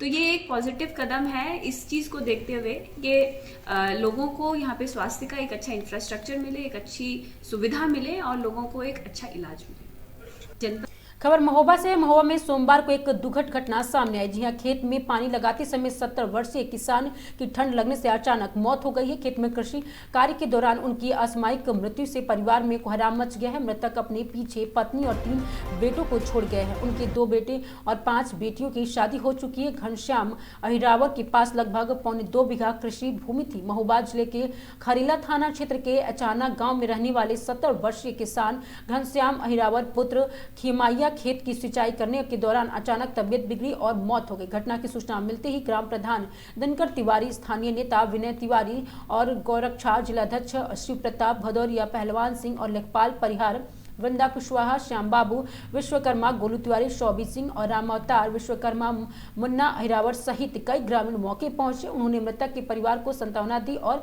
आवश्यक मदद का आश्वासन दिया और घटनास्थल का निरीक्षण कर पुलिस के शव के पंचनामा कर पोस्टमार्टम के लिए महोबा भेज दिया। बताया जा रहा है कि मृतक किसान के स्वास्थ्य और मौसम की ठंड की वजह से ये घटना हुई है। मृतक के परिवार को हर संभव प्रशासनिक और सामाजिक मदद देने की आश्वासन दिया गया है। स्थानीय लोगों ने इस घटना को ग्रामीण जीवन के ठंड और कठोर मौसम की चुनौती के रूप में बताया है। उन्होंने कहा किसान लंबे समय से खेत में मेहनत करते थे और मौसम की अनुकूल परिस्थितियों का ध्यान रखना आवश्यक है। यह दुखद घटना पूरे गांव में शोक का माहौल पैदा कर दी है। कौन है ये आपके भाई? कैसे खत्म हो गए, क्या हो गया? पानी लगा क्या हुआ? ठंड कारण। कैसे जानकारी मिली? हम फोन किया, हमको स्वयं आए।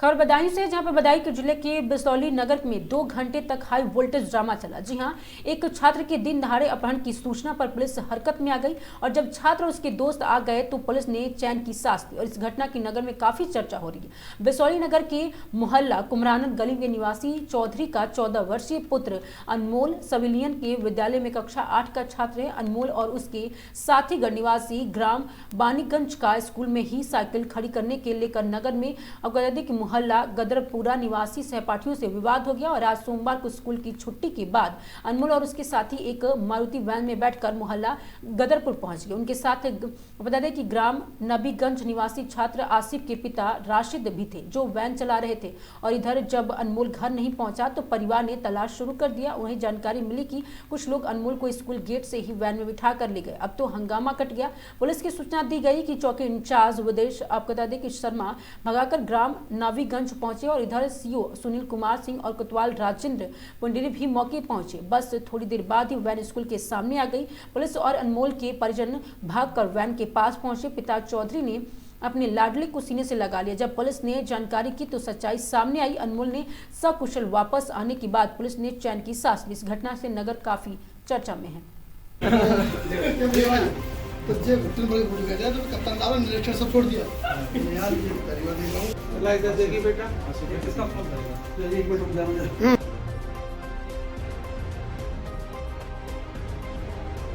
आपका क्या घटना क्या हुई? घटना ये थी मतलब दोस्तों में लड़ाई हुई थी। जी आए थे आज, इनने मुझे पकड़ा बहन में ले गए घर बता इसका जी है तो इनने यहाँ पर आकर छोड़ा था तो यहाँ पर मतलब वो हो गई थी। कितनी देर तक रहे इन लोगों के साथ? इनकी 3 के बजे 5 2 घंटे तक। 2 घंटे तक। बहन में और भी बच्चे थे कोई? हाँ। कितने थे? 5 लड़के थे और मतलब 2 उनके और बड़े बड़े थे और 3 उनके लड़के थे। आपसे कुछ कहा? नहीं। कप्तान साहब आए हुए थे ओपी सिंह। हां तो जे घुटन बड़े भूल गए तो कप्तान साहब निरीक्षण सब छोड़ दिया यार। ये परिवार देखो लाइक देखिए बेटा किसका फोन करेगा।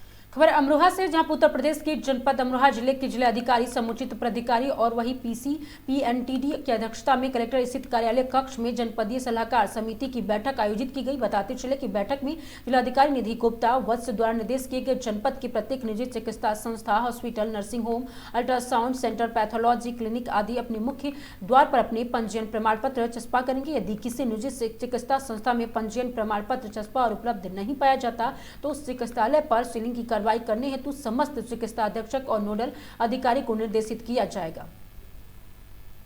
पीसीपीएनडीटी बैठक में जिसके अंतर्गत जो भी पंजीकृत पैथोलॉजी लैब्स हैं, क्लिनिक हैं, अस्पताल हैं, वो अपने पंजीयन को अपने बाहर डिस्प्ले करेंगे और उस डिस्प्ले से लोगों को भी एक जानकारी मिलेगी, कॉन्फिडेंस आएगा कि जिस जगह या इलाज कराने जा रहे हैं वो जिला प्रशासन द्वारा लाइसेंस्ड या रजिस्ट्रीकृत है।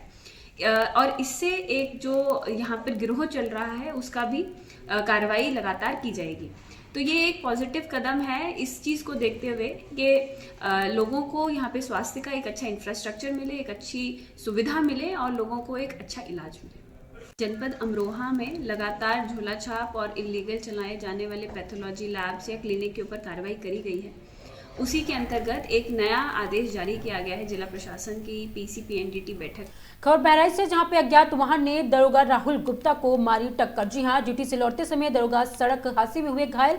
ग्रामीण और राहगीरों के प्राइवेट वाहन से दरोगा को भेजा गया सीएचसी। घटना की सूचना पाते ही सामुदायिक स्वास्थ्य केंद्र मोतीपुर पहुंचे थाना प्रभारी आनंद कुमार चौरसिया। सामुदायिक स्वास्थ्य केंद्र मोतीपुर में प्राथमिक उपचार होने के बाद दरोगा को डॉक्टर ने मेडिकल कॉलेज किया रेफर और ड्यूटी से चौकी जालिम नगर लौट रहे थे दरोगा राहुल गुप्ता। थाना मोतीपुर क्षेत्र के चौकी जालिम नगर के दरोगा की है तैनाती। जनपद बहराइच के मोतीपुर थाना क्षेत्र के गोढ़ चौराहा की पूरी घटना बताई जा रही है।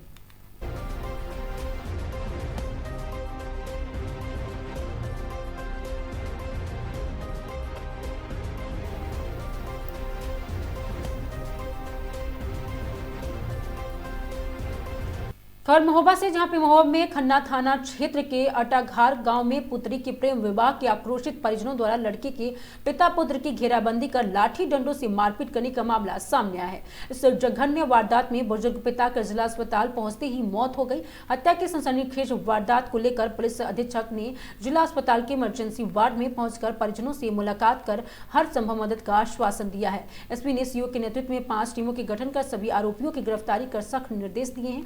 महोबा खन्ना थाना क्षेत्र के अटघार गांव में रहने वाले नंद किशोर कुशवाहा के बेटे पुष्पेंद्र ने गांव में रहने वाले व्यक्ति की पुत्री के साथ भागकर 14 नवंबर को कोर्ट मैरिज कर ली थी। इसी बात को लेकर लड़की के पिता और परिजन पुष्पेंद्र के पिता से रंजिश चल आ रही थी और इस विवाद के चलते लड़की के पिता लोकनाथ सिंह नंद किशोर कुशवाहा के परिजनों से रंजिश मानता था। आरोप है कि बीते दिनों लोकनाथ के मृतक के परिवार को धमकी दी थी और यही वजह है कि आज शाम 59 वर्षीय नंद किशोर दुकान बंद अपने 21 वर्षीय पुत्र शिवम के बाइक से घर लौट रहे थे। शिवम ने बताया कि अटघार गांव में पुरवा तालाब के पास दबंगों ने चली बाइक में टक्कर मार और गिरा दिया और इससे पहले कुछ समझ पाते मेरे पिता पर लाठी डंडों से ताबड़तोड़ प्रहार कर गंभीर रूप से घायल कर दिया गया। मैंने किसी तरह भागकर अपनी जान बचाई तो मेरे ऊपर फायरिंग की गई। धमकाते हुए लोकनाथ और उसके साथ अन्य लोग फरार हो गए। मेरे पिता की करबई CHC में महोबा आने की दौरान मौत हो गई। महोबा पुलिस अधीक्षक प्रबल प्रताप सिंह इस सनसनी के हत्याकांड के वारदात को लेकर तत्काल महोबा जिला अस्पताल के इमरजेंसी वार्ड पहुंचकर मृतक के परिजनों से मुलाकात कर हर संभव मदद का आश्वासन दिया है और इस दौरान उन्हें बताया कि पुरानी रंजिश ने ये वारदात घटित हुई है। घटना का क्या कारण है इसकी जांच कराई जा रही है। इस घटना के आरोपियों की गिरफ्तारी को लेकर CO सिटी के नेतृत्व में 5 टीमों का गठन किया गया है। साथ ही मृतक परिवार के परिजनों द्वारा शिकायती पत्र मिलने के आधार पर आरोपियों के खिलाफ मुकदमा दर्ज कर कड़ी कार्रवाई करने की बात की जा रही है। बाइक की दुकान की है तो अटघार में उन्होंने मतलब छेक के मारा, एक तालाब किनारे पुरवा ताल बोलते हैं उसे, वहाँ मतलब लाठी से खूब मारा। एक लोहे का राड लिए थे, पापा को पकड़ लिए, हम तो भाग गए और पहले गाड़ी से टक्कर भी किए, लाठी लगाए गाड़ी में तो दोनों गाड़ी गिरी, हमारी भी उसकी भी। फिर हम भागे और पापा को मारा, हमारे ऊपर फायरिंग की। हम फिर भागे, तार चिटक के जो रोड किनारे लगे होते हैं, फिर खेत साइड भागे तो भी फायरिंग की। कम से कम 3 फायरिंग हुए हैं। किन लोगों ने फायरिंग उनका की? क्या विवाद है? हमारे गांव का है लोकनाथ, उनकी लड़की हमारे भैया साथ चली गई है और कोर्ट मैरिज वगैरह सब हो गया था, थाने के भी बयान हो गए थे और कोर्ट के भी हो गए थे। तो लड़की लड़का दोनों चले गए थे बाहर, तो वो मतलब हमारे ऊपर गुस्सा उतार रहे हैं कि तुम्हारा मर्डर कर देंगे। हम 2-3 दिन पहले एप्लीकेशन भी दे आए थे थाने में कि ऐसा ऐसा लोग कह रहे हैं। वो तो जी क्या पुलिस ने कार्रवाई की नहीं? पुलिस कह रही थी कि मतलब ठीक है, वो तो सब लिखा ऐसा होगा, या फिर लड़की वापस करो। तो कैसे, हमारे बस में थोड़ी ना कि हम कर दें। लड़की किस कारण की आप? लड़की है ठाकुर है, मैं कुशवाहा। क्या लग रहा है आपको यही वजह? हाँ यही वजह है और कोई वजह नहीं। हमारी न किसी से विवाद था न किसी से लड़ाई थी। क्या हुआ घटना? और पापा फिर खत्म हो गए, कुछ मतलब कबरई तक बोलते आए हैं, वहाँ से रेफर कबरई से कर दिए, कबरई से रेफर कर दिए महोबा के लिए और खत्म हो गए। क्या हुआ? पापा को किस चीज से मारा गया? हत्या हुई पापा की हत्या हुई है लाठी डंडे से और हमारे ऊपर फायरिंग किए हैं, लेकिन हमने बच गए हैं, हम भागे हैं बहुत। आपके जो भाई है जी, जिनके आरोप है लड़की ले जाने का, वो कहाँ पर है? वो बाहर है कहीं। अब से चला था इसका 2-3 साल पहले का है मैटर ये सब मतलब, लेकिन भगा के अभी ले गए। पहले भी विवाद हुआ था मतलब उन्हीं से थोड़ा कि ऐसा ऐसा है, भैया से हुआ था मतलब। कब भगा के? ये 14 तारीख को, 14 अभी नवंबर। इस पर जो तथ्य जानकारी में आए हैं उसमें नंद किशोर अपने बेटे शिवम के साथ में दुकान बंद करके मटौन से वापस आ रहे थे। लोकनाथ सिंह के ऊपर आरोप है कि उसके द्वारा, वो भी बाइक पर सवार था, अपने साथियों के साथ में मिलकर के घेर करके लाठियों के से मारपीट करके ये हत्या कारित की गई है। और इसमें जो शिवम है, जो मौके का चक्षुदर्शी है, वो घायल हुआ है। अभी FIR लॉन्च नहीं है, FIR आने पर तदनुसार वैधानिक कार्रवाई की जाएगी। अभी शांति व्यवस्था और कानून व्यवस्था की जो स्थिति है उसको मेंटेन किया गया है और गिरफ्तारियां सुनिश्चित की जा रही हैं। कुल मिलाकर के इस घटना के संबंध में गिरफ्तारी हेतु CO सिटी के नेतृत्व में 5 टीमों का गठन किया गया है और जहां जहां से मुल्जिमान के बारे में संज्ञान आता है इनकी गिरफ्तारी सुनिश्चित की जाएगी। खबर मिर्जापुर से, जहां पे मिर्जापुर में धर्मांतर और शादी से इनकार करने पर युवती का ब्लेड से गला काटने के मामले में आरोपी अब्दुल उर्फ सैफ की गिरफ्तारी की मांग को लेकर सैकड़ों की संख्या में हिंदू संगठन के लोग सड़क पर उतरे हैं। सड़क पर दिया धरना और जाम कर नारेबाजी। पुलिस ने इस मामले में अब तक 9 आरोपियों को गिरफ्तार कर जेल भेज दिया है, मगर मुख्य आरोपी अभी भी फरार है। उत्तर प्रदेश के मिर्जापुर में मुस्लिम युवक द्वारा धर्मांतर और शादी से इनकार करने पर घर में घुसकर ब्लेड से युवती का गला काटने का मामला तूल पकड़ता जा रहा है। मुख्य आरोपी अब्दुल उर्फ सैफ की गिरफ्तारी नहीं होने से हिंदू संगठनों में भारी आक्रोश है। इस मामले की मुख्य आरोपी की गिरफ्तारी को लेकर आज सैकड़ों की संख्या में हिंदू संगठनों ने जुड़े लोग जुनारगढ़ अखाड़े के महंत योगीनाथ गिरी महाराज के नेतृत्व में सड़क पर उतरे। शहर के संकट मोचन मंदिर के सामने सड़क पर बैठाकर जाम लगा दिया गया। इस दौरान सैकड़ों की संख्या में आक्रोशित युवकों ने जमकर नारेबाजी की। आरोपी के घर पर बुलडोजर चलवाने की, एनकाउंटर की मांग किया है। हंगामा बढ़ता देख मौके पर पहुंचे पुलिस अधीक्षक सोमेन वर्मा ने लोगों को समझाया कि जिसके बाद धरना दे रहे लोग मान गए। और बता दें कि योगानंद गिरी महाराज का कहना है कि पुलिस ने 3 दिनों की मोहलत मांगी है। वहीं इस मामले में पुलिस ने अब तक 9 लोगों को गिरफ्तार कर जेल भेज चुकी है। मुख्य आरोपी अब्दुल उर्फ सैफ की गिरफ्तारी के लिए पुलिस ने 4 टीमों का गठन किया है। बता दें कि 5 दिसंबर 2025 को अब्दुल उर्फ सैफ ने धर्मांतर और शादी के दबाव को लेकर सृष्टि उर्फ प्रिंसी पर ब्लेड से हमला कर दिया, ब्लेड से गला काट दिया, वहां से भाग निकला। युवती के गले और हाथ में ब्लेड से कटने की गंभीर हालत युवती को मेडिकल अस्पताल में भर्ती कराया गया, जहां से उसे इलाज के लिए ट्रॉमा सेंटर वाराणसी रेफर कर दिया गया है। पुलिस मुख्य आरोपी की तलाश में जुटी हुई है। अब बता दें कि मगर अभी भी पता नहीं चल पाया है। पुलिस का कहना है कि आरोपी और युवती दोनों दोस्त रहे हैं।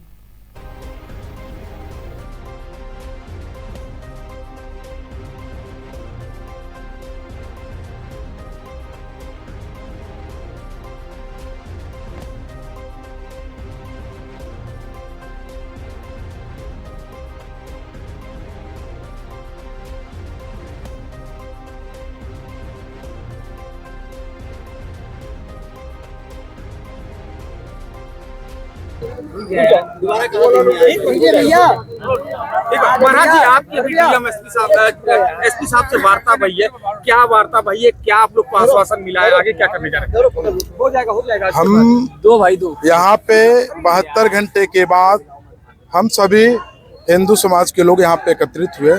एकत्रित होने के बाद यहाँ पे हम लोग पहुँचे हैं और पहुँच करके कप्तान महोदय से वार्तालाप किया, जिसमें जो हम लोगों को आश्वासन दिया गया कि 72 घंटे बीत चुके हैं और चूंकि कार्रवाई करने में थोड़ा हमको और समय दिया जाए, तो 72 घंटे का समय उनको दिया गया कि 72 घंटे के अंदर जो है वो बुलडोजर कार्रवाई और जो है उसके साथ ही इनकाउंटर की कार्रवाई भी करेंगे, जो कि मुख्य अभियुक्त अभी भी पकड़ से बाहर है, जिसके ऊपर 25,000 रुपया इनाम घोषित किया गया। उसके ऊपर इनाम की और घोषणा लंबी कराने की योजना चल रही प्रशासन की, ताकि जो है किसी भी प्रकार से दोबारा इस प्रकार की कोई घटना करने के लिए 100 बार सोचे।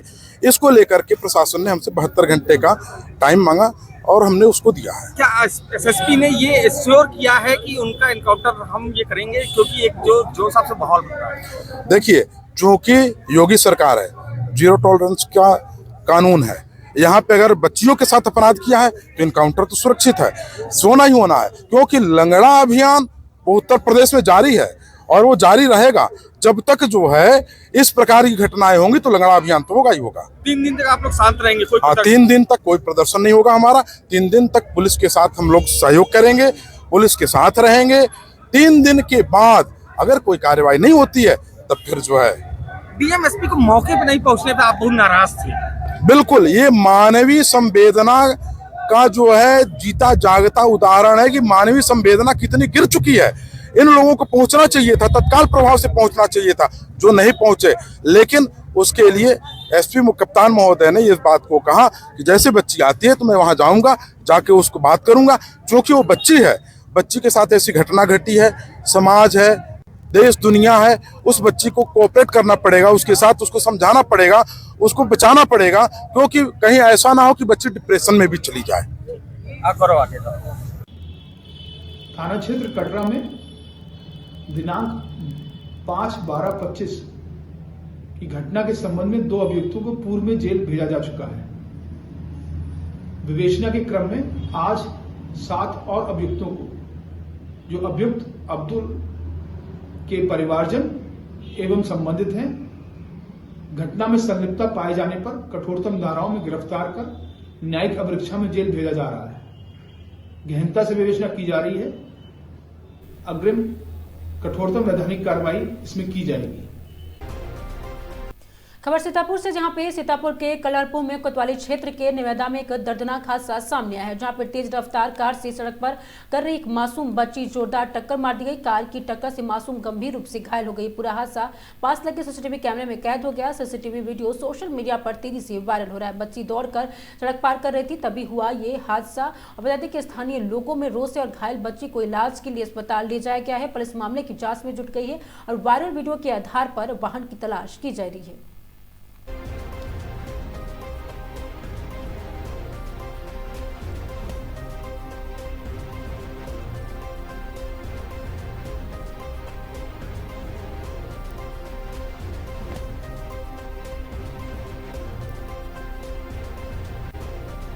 खबर बहराइच से, जहां पे थाना मोतीपुर के जालिमनगर चौकी पर तैनात दरोगा राहुल गुप्ता सड़क दुर्घटना में हुए थे। जी हां, बता दें कि लखनऊ में इलाज के दौरान हुई मौत। बहराइच में मोतीपुर थाना क्षेत्र की जालिमनगर चौकी पर तैनात दरोगा राहुल गुप्ता शाम को चौकी लौटते वक्त सड़क हादसे का शिकार हो गए। वो अपने बाइक से नानापारा लखीमपुर हाईवे स्थित गुड़ चौराहे के पास पहुंचे ही थे कि एक अज्ञात वाहन ने टक्कर मार दी। हादसे में दरोगा गंभीर रूप से घायल होकर सड़क पर बता दें गिर पड़े थे, जबकि वाहन चालक मौके से फरार हो गया था। ग्रामीणों ने तुरंत उन्हें सामुदायिक स्वास्थ्य केंद्र मोतीपुर पहुंचाया, जहां पे प्राथमिक इलाज के बाद बहराइच मेडिकल कॉलेज होते हुए लखनऊ मेडिकल कॉलेज रेफर किया गया था।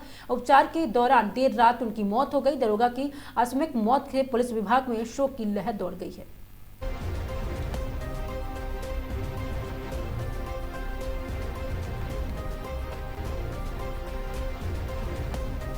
खबर सीतापुर से, जहां पे गल्ला मंडी में 3 दिनों से बंद पड़ी धान की तौल।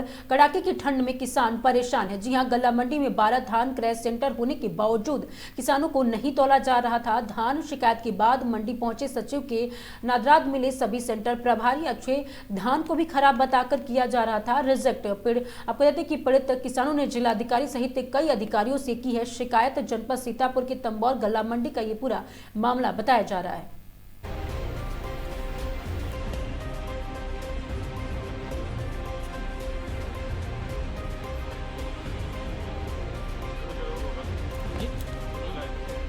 नाम है आपका? सत्येंद्र सिंह।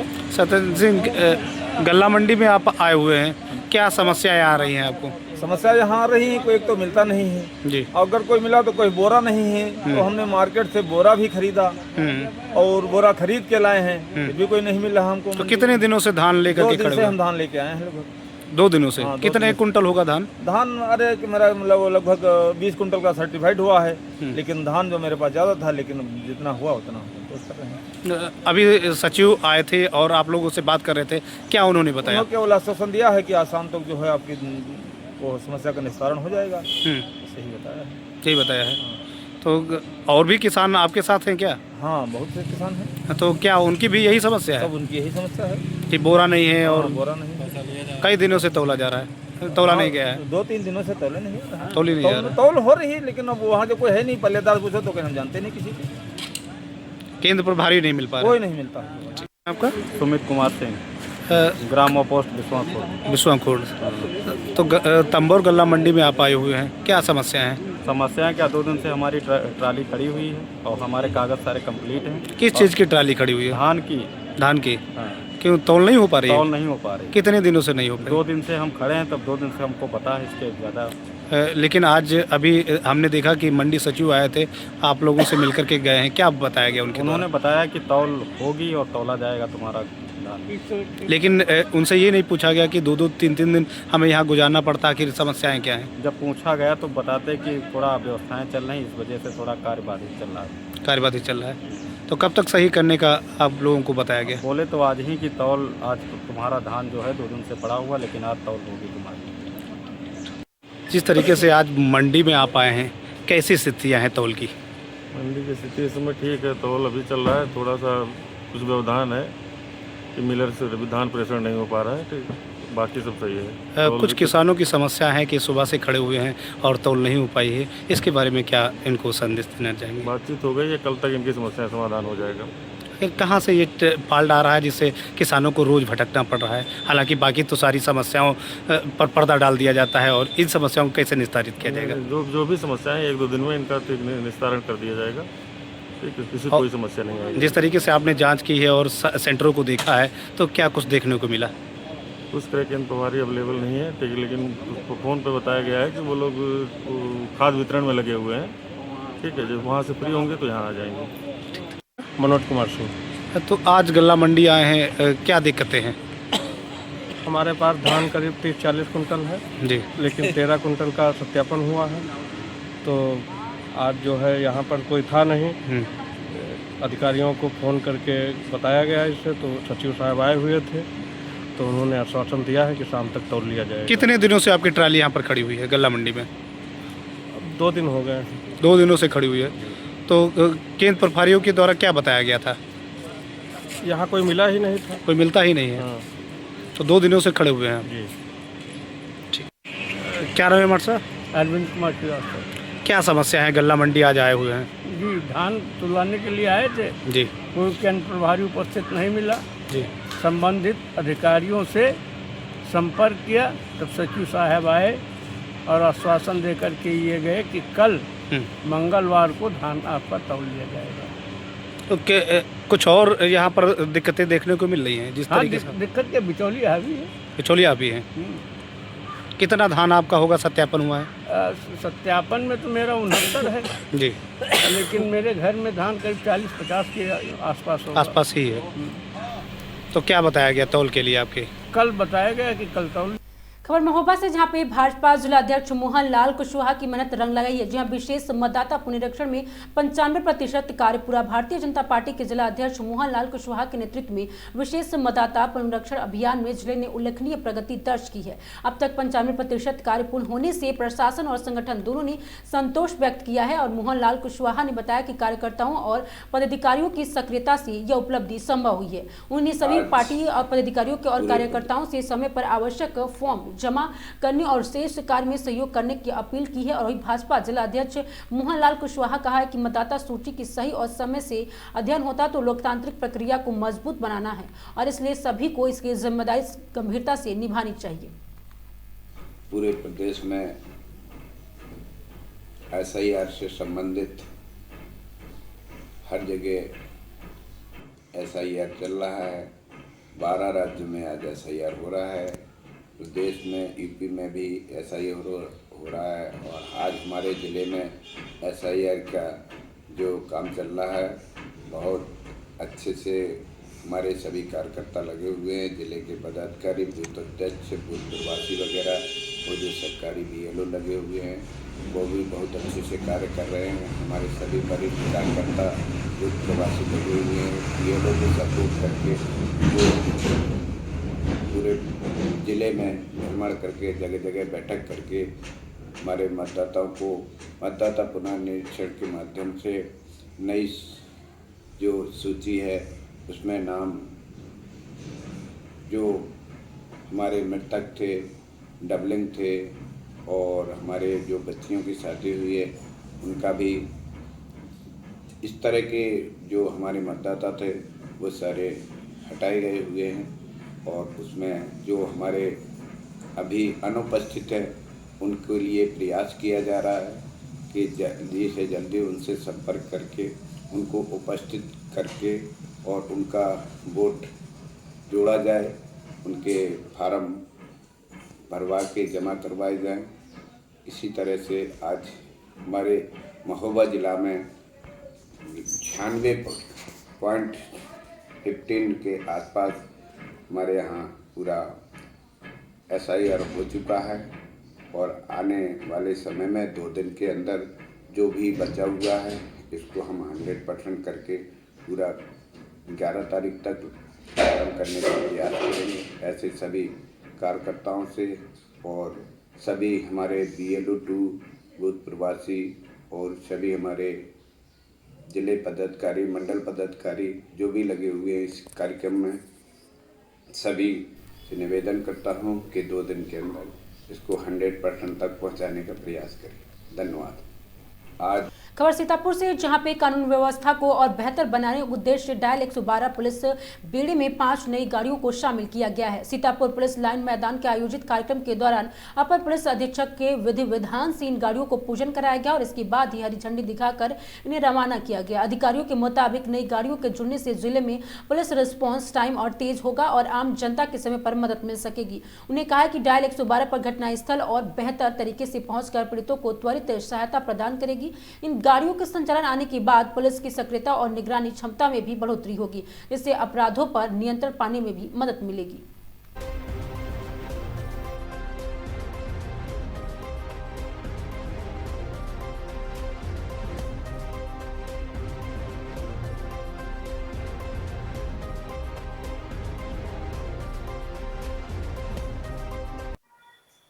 ठीक है,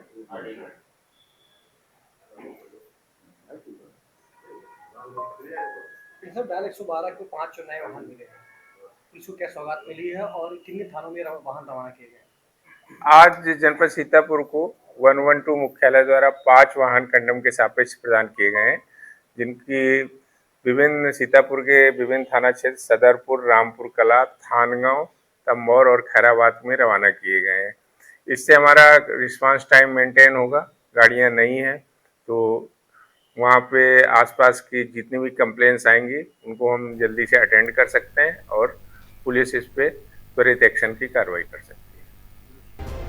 खबर मुरादाबाद से है, जहां पे थाना सिविल लाइन क्षेत्र के बीते दिनों हाई प्रोफाइल एटीएम चोरी से पूरे जिले की कानून व्यवस्था को चुनौती दे दी थी। और बता दें कि बुर्का पहनकर पहचान छिपाने वाले इस गैंग ने पीएनबी के एटीएम को उखाड़कर 6,80,000 रुपए उड़ा लिए गए थे। हल्की पुलिस की चौका बता दें कि निगाह और लगातार दबिशों के चलते आखिरकार ये पूरा गिरोह पकड़ा गया और देर रात इस्लामी नगर के रोड पर हुई मुठभेड़ में 2 अपराधियों को पैर में गोली लगी, जबकि पुलिस ने कुल 6 बदमाशों को गिरफ्तार कर गैंग का पर्दाफाश किया और ऐसी रची गई थी साजिश। यहाँ बुर्का पीली पट्टी और ब्रेजा कार का इस्तेमाल कर एसपी सिटी कुमार रणविजय सिंह ने बताया कि 25 तारीख की रात गिरोह के सदस्यों ने पहचान छिपाने के लिए बुर्का और चेहरों पर पीली पट्टी बांधी थी। योजना इतनी सुव्यवस्थित थी कि इलाके में किसी भी भनक तक नहीं लगी। बदमाशों ने देर रात तक बता दें कि लोको सेट पुल के पास पंजाब नेशनल बैंक के एटीएम उखाड़कर उसे ब्रेजा कार में पटक दिया और फरार हो गए। घटना के बाद एटीएम मशीन के अमरोहा के राजापुर थाना क्षेत्र में गन्ने के खेतों में फेंक दिया गया, जहां से पुलिस ने टूटी मशीन बरामद की और पुलिस की टीम का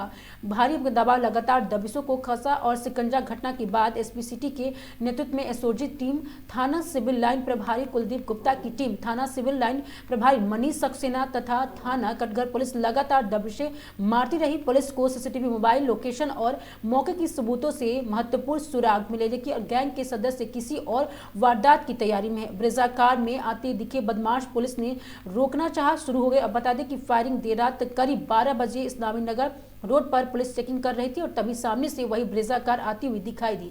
पुलिस ने कार रुकवाने का प्रयास किया, लेकिन उसमें बैठे बदमाशों ने सीधे पुलिस पर फायरिंग शुरू कर दी। पुलिस ने भी तुरंत जवाबी गोलीबारी की, जिसमें क्या बता दें कि 3 निवासी जमा मस्जिद क्षेत्र, तंजीम निवासी जमा मस्जिद और क्षेत्र दोनों बदमाशों के पैर में गोली लगी। पुलिस ने मौके से दोनों को हिरासत में लेकर जिला अस्पताल में भर्ती कराया। कॉम्बिंग अभियान में और आरोपी दबोचे। मुठभेड़ के बाद इलाके में कॉम्बिंग चलाकर गैंग के अन्य सदस्यों को हसन किया गया।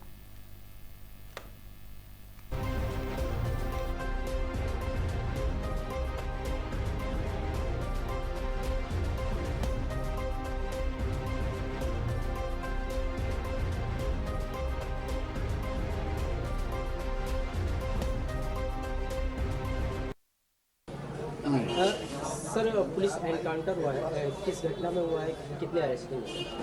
देखिए, आप सभी अवगत हैं कि 25/26 की रात को एक यहाँ सनसनीखेज वारदात हुई थी, जिसमें थाना सिविल लाइंस के चौकी क्षेत्र रेल से एक एटीएम को कुछ बदमाशों ने उखाड़ लिया था और वो लेकर वहाँ से चले गए थे।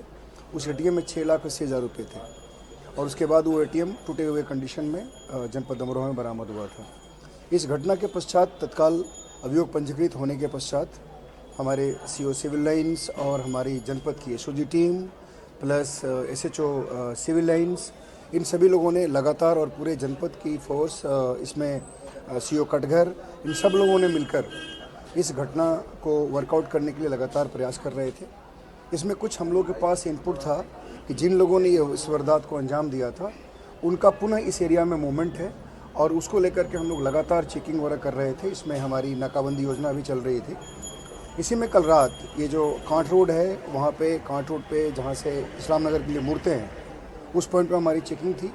एक सिमिलर गाड़ी, जो गाड़ी उस घटना में यूज हुई थी, ब्रेजा, वह गाड़ी आ रही है और संभवतः फिर कहीं वारदात करने की फिराक में है। और उसी गाड़ी, जब उसने पुलिस की चेकिंग कांट रोड के चौराहे पे देखी, उसके बाद वो गाड़ी मुड़ गई और मुड़ के इस्लाम नगर की तरफ जाने लगी। हमारी चट्टा पुल पे भी हमारी टीम लगी हुई थी, उन लोगों ने उधर से घेराबंदी की। इसमें ये लोग जो वहाँ से पीएम हाउस के सामने जो एक सड़क जाती है नदी की तरफ, उस कच्ची सड़क पे इन लोगों ने गाड़ी को डाल के वहाँ से भागने का प्रयास किया। हमारी टीम ने चारों तरफ से घेरा और उसमें इन लोगों ने हमारी टीम पर अटैक किया। उसमें जवाबी कार्रवाई हुई। उसमें 2 व्यक्ति घायल हुए, जिसमें एक का नाम मतीन है, जो यहीं मुरादाबाद जामा मस्जिद के पास का रहने वाला है, और दूसरा तंजीम, वो भी जामा मस्जिद के पास का ही रहने वाला है। और बाकी इसमें 3 लोग को कॉम्बिंग में अरेस्ट किया गया। एक का नाम हसनैन है, दूसरे का नाम जुबैर है और तीसरे का नाम नरेश फौजी है। बेसिकली इसमें जो जुबैर है, ये हरियाणा पलवल का रहने वाला है और ये इस गैंग में शामिल था। उसके बाद हम लोगों ने जब पूछताछ की तो इन लोगों ने सारी बातें बताई हैं और इसमें इन लोगों के पोजीशन से वो गाड़ी, जो गाड़ी घटना में प्रयुक्त हुई थी, वो बरामद हुई है। 3,08,000 रुपये, यानी 6,80,000 से 3,08,000 रुपये बरामद हुए हैं। और उसके पश्चात आपने वीडियोज़ वगैरह में देखा होगा, जब ये घटना घटी थी तो तमाम उसमें चीज़ें आई थी, जिसमें आपने देखा कि बदमाशों ने बुर्का पहन रखा था, उन्होंने एक पीली पट्टी का प्रयोग किया था और कुछ इम्प्लीमेंट्स यूज़ करके उन लोगों ने वहाँ से उस एटीएम को रिमूव किया था। ये सारे इम्प्लीमेंट्स बरामद हुए हैं। सारे जो पीली पट्टी थी वो बरामद हुआ है, उस कार में ही था। उसके बाद इस गाड़ी को इन लोगों ने 1-2 बार संभवतः कहीं चेंज भी किया, तो नंबर प्लेट्स बरामद हुए हैं। इन लोगों के सभी के पास से अवैध तमंचे और जिंदा कारतूस बरामद हुए हैं, जो इन लोगों ने उस कल रात में जो इन लोगों ने घटना में यूज़ किया, वो खोखा कारतूस बरामद हुआ है। और जितने सामान इन लोगों ने वहाँ अपने पास यूज़ किया था इस एटीएम को रिमूव करने में, वो सारे सामान बरामद हुए हैं। अभी इसके संबंध में और भी हम लोग विस्तृत तरीके से अभी एक पीसी करेंगे। उसके बाद ये पूरी घटनाक्रम के बारे में, इनके पूछताछ के बाद जो बातें सामने आई है, वो आप लोग से शेयर किया जाए। सर, कुछ कैश भी इनसे बरामद बताया तो मैंने, 3,08,000 रुपये बरामद हुए। खबर सोनभद्र से, जहां पे अनियंत्रित टैंकर वाहन मारकुंडी घाटी पर पलटी। जी हां, और बता दें कि केमिकल लदे टैंकर के पलटने से मची अफरा तफरी। वहीं वाहन पलटने से सह चालक वाहन में घंटों भर रहा फंसा। और सूचना पर पहुंची पुलिस तत्काल राहत बचाव कार्य में जुट गई है।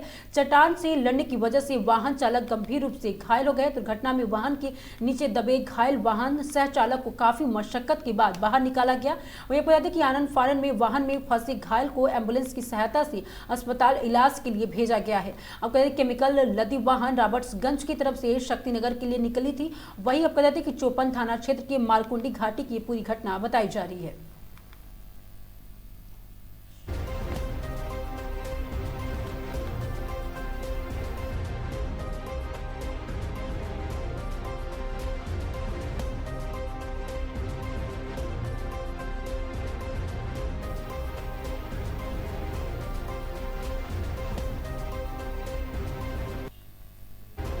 खबर लखनऊ से, जहां पे लखनऊ के नैमिष नगर योजना खनन माफियों के लिए वरदान साबित हो रही है। जी हां, सैरपुर थाना क्षेत्र के कई गांव में होता था अवैध खनन का खेल। वहीं नैमिष नगर में शामिल किए गांव में हो रहा था पुलिस की मिली भगत से काला कारोबार। सैरपुर पुलिस के सह पर देर रात में चालू होता था खनन। एसपी बिकेटी नेतृत्व में खनन इंस्पेक्टर की बड़ी कार्रवाई। अवैध मिट्टी खनन के अंजाम देने वाले आधा दर्जन से ज्यादा डंपर सीज हुआ। वही जानकारी के मुताबिक कई दिनों से थाने के खास द्वारा कराया जा रहा था अवैध मिट्टी खनन, और जिसके बाद एसपी बिकटी द्वारा की गई छापेमारी के दौरान आधा दर्जन मिट्टी के डंपर सीज हुआ।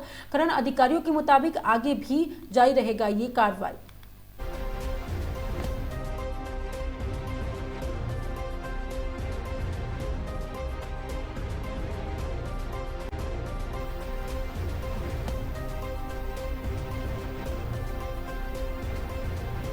खबर कानपुर से, जहां पर जल शक्ति मंत्री स्वतंत्र देव सिंह ने एसआईआर को लेकर कहा कि कुछ बस्तियां ऐसी हैं जहां लोग 2-2 दिन की छुट्टियां लेकर अपनी मतदाता फॉर्म भरवा रहे हैं। और वही आपको बता दें कि किसके वोटर हैं किसके नहीं, मुझे नहीं पता है, कोई वोट दे या ना दे, लेकिन मैं सभी को विश्वास करता है और सभी का सम्मान करता हूँ कि समाज के अंतिम व्यक्ति तक हम लोग सरकार की योजनाओं को पहुंचा रहे हैं, चाहे खाना हो या घर। अखिलेश यादव सिर्फ दुष्प्रचार कर रहे हैं और वही भारतीय जनता पार्टी के कार्यकर्ता पूरे मन से ऐसे मतदाताओं का नाम सूची में जुड़वा रहे हैं जिनका नाम किसी कारण से कट गया हो, और जो मतदाता ऐसे हैं जो फर्जी आधार कार्ड से फर्जी तरीके से अपना वोट बनवाए हैं उनको हटाया जा रहा है। बीएलओ की आत्महत्या करने के मामले में उन्होंने कहा कि ऐसी घटनाएं हो रही होगी, इससे हम नहीं मना करते हैं, लेकिन सैकड़ों बीएलओ ऐसे हैं जो कि अपना 100% पर काम पूरा कर चुके हैं और सभी लोग मन से कर रहे हैं। मतदाता किसी भी धर्म का हो, हम सभी का सहयोग कर रहे हैं, किसी का भी वोट कटवाने का काम नहीं हो रहा है। जब हम लोग सत्ता बनाते हैं तो बता दें कि जो मेरा लक्ष्य रहता है, जो भारतीय जनता पार्टी का सपना है, उस सपना के आधार पर हम अपना काम करते हैं। डॉक्टर श्याम प्रसाद मुखर्जी, पंडित दीनदयाल उपाध्याय जंक्शन से लेकर और अटल बिहारी वाजपेयी द्वारा जो दिशा निर्देश दिया गया, पक्ति के अंतिम व्यक्ति उसको मान मिले और सम्मान मिले, भरपेट मिले, भोजन मिले और बता दें कि छत भी मिले। दूसरा राष्ट्रवाद एजेंडा, इस पर हम लोग चलते हैं। भारत माता की जय, वंदे मातरम हमारी संस्कृति है जो कि महापुरुषों ने राष्ट्र के लिए और देश के लिए काम किया है, स्वतंत्र सेनानियों के बलिदान दिया है। बाबा भीमराव अंबेडकर जैसे लोगों को कांग्रेस अपमान करती है, आज उनके नाम के तीर्थ स्थल बनाने का भी काम हम लोगों ने किया। 3 साल में 549 रियासतों को बिना लाठी डंडों को एक करने के बीजेपी ने ही किया। देश के कोई भी बेटी बेटा चाहे वह पाकिस्तान में फंसे चाहे अफगानिस्तान में, उसे सुरक्षित वापस लाने का काम नरेंद्र मोदी जी ने ही किया है। का विकास करना, गरीब का कल्याण करना, गरीब को आत्मनिर्भर बनाना और देश विकसित हो और देश हमारे दुनिया के अंदर मार्गदर्शन करे, शांति के मार्ग से चले, ना आतंकवाद ना गुंडागर्दी। मैं कह दिया ना, मेरा लक्ष्य उद्देश्य मैं अपना बता दिया, मेरा क्या है। मैं इस राज्य के अंदर किसी को न भड़काना चाहता हूँ, सभी की सेवा करना चाहता हूँ, सबका साथ, सबका विकास, सबका विश्वास। ये जो ऐसे मन चले लोग होते हैं उनके खिलाफ कार्रवाई होती है। राम मंदिर का निर्माण भी उस तरह कोर्ट ने निर्णय किया। आदरणीय मोदी जी की सरकार, आदरणीय योगी जी की राज्य में आप देखे होंगे, मुसलमान हिंदू समेत एक दंगा नहीं हुआ, एक फसाद नहीं हुआ, एक चीटी नहीं हुआ। सभी मिलकर सभी के निर्णय से एक भव्य और दिव्य मंदिर हुआ। आज लोग 1.5 लाख प्रतिदिन आ रहे हैं। त्योहारों को ऐसे दिन 10-10, 20-20 लाख आते हैं। आज आने से वहां पर राज्य को रोजगार मिल रहा है और व्यापार भी मिल रहा है। चाहे झांसी से चले, चाहे आगरा से एंट्री करे, चाहे बिहार से एंट्री करे, लोग जो उत्तर प्रदेश में आते हैं, आज रेस्टोरेंट से लेकर सभी लोग खुशहाल हैं, फूल बेचने वाले दवा। इसलिए सभी लोग, मैं ही कहूंगा आज के डेट में, फर्जी वोट अगर हटेंगे इससे तो लगता है विपक्ष की राजनीति में कोई फर्क पड़ेगा? देखिए, राजनीति में क्या फर्क पड़ रहा है ये, धन्यवाद, बहुत बहुत धन्यवाद। राणा भैया बोलो जल्दी। सर, आज आप यहाँ पर आए हैं किस बात पे? क्या है SIR जो मतदाता पुनर्निरीक्षण और मतदाता, नए मतदाता जिस प्रकार बनाए जा रहे हैं और जो बूथों पर का काम चल रहा है, मान लो मृतक हैं, शिफ्टेड हैं, कुछ हो रहे हैं जो गांव में बनना चाहते हैं, कोई रहना नहीं चाहता। कुछ ऐसे फेक मतदाता होते हैं जो यहाँ भी हैं, बाहर भी हैं, 4 जगह है, तो उसको व्यवस्थित रूप से अपना हो रहा है। उसमें भारतीय जनता पार्टी के भी कार्यकर्ता सहयोग के लिए लगे हैं, अपने अपने बूथों पर लगे हैं, अपने विभिन्न संगठन के जितने कार्यकर्ता हैं लोग लगे हुए हैं कि मेरा बूथ पर सभी लोगों का मतदाता बन जाए और ठीक ढंग से बन जाए, किसी प्रकार की परेशानी ना हो। इसलिए घर घर पर हम लोग संपर्क भी कर रहे हैं और टीम बनाकर भी लोगों का छूटे न, मतदाता बन जाए। और जो गाँव में जा रहे हैं तो उनको भी समझाने का प्रयास हो रहा है कि गाँव में जाने की जरूरत है। प्रधान का मतदाता सूची अलग है, ये मतदाता सूची अलग है, इसलिए यहाँ मतदाता बन जाइए, यही रहिए, यहाँ मकान है आपका तो यहाँ बन जाइए आप।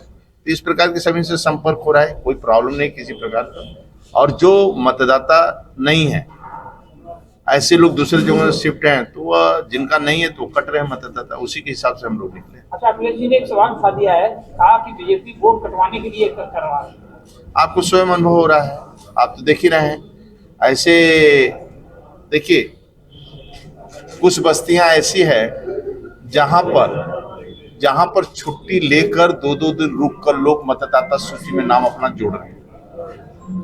वो अखिलेश के ही मतदाता होंगे या जिसके मतदाता होंगे, वह सभी मेरा काम देखे, मैं कोई वोट दे या न दे, लेकिन फिर हम सभी का सम्मान करते हैं, सबका साथ सबका विकास, सभी का विश्वास करते हुए सभी का आवास, सभी को शौचालय, सभी को पेट भर भोजन, सभी को शिक्षा चिकित्सा सब करते हैं। अखिलेश जी केवल दुरुपयोग कर रहे हैं, दुष्प्रचार कर रहे हैं, केवल भ्रमित फैला रहे हैं और केवल इस प्रकार की बातें करते हैं। भारतीय जनता पार्टी के कार्यकर्ता मन से चाहे किसी वर्ग किसी समाज के रहे, वह मतदाता सूची में उसका नाम शामिल हो जाए और जुड़न है।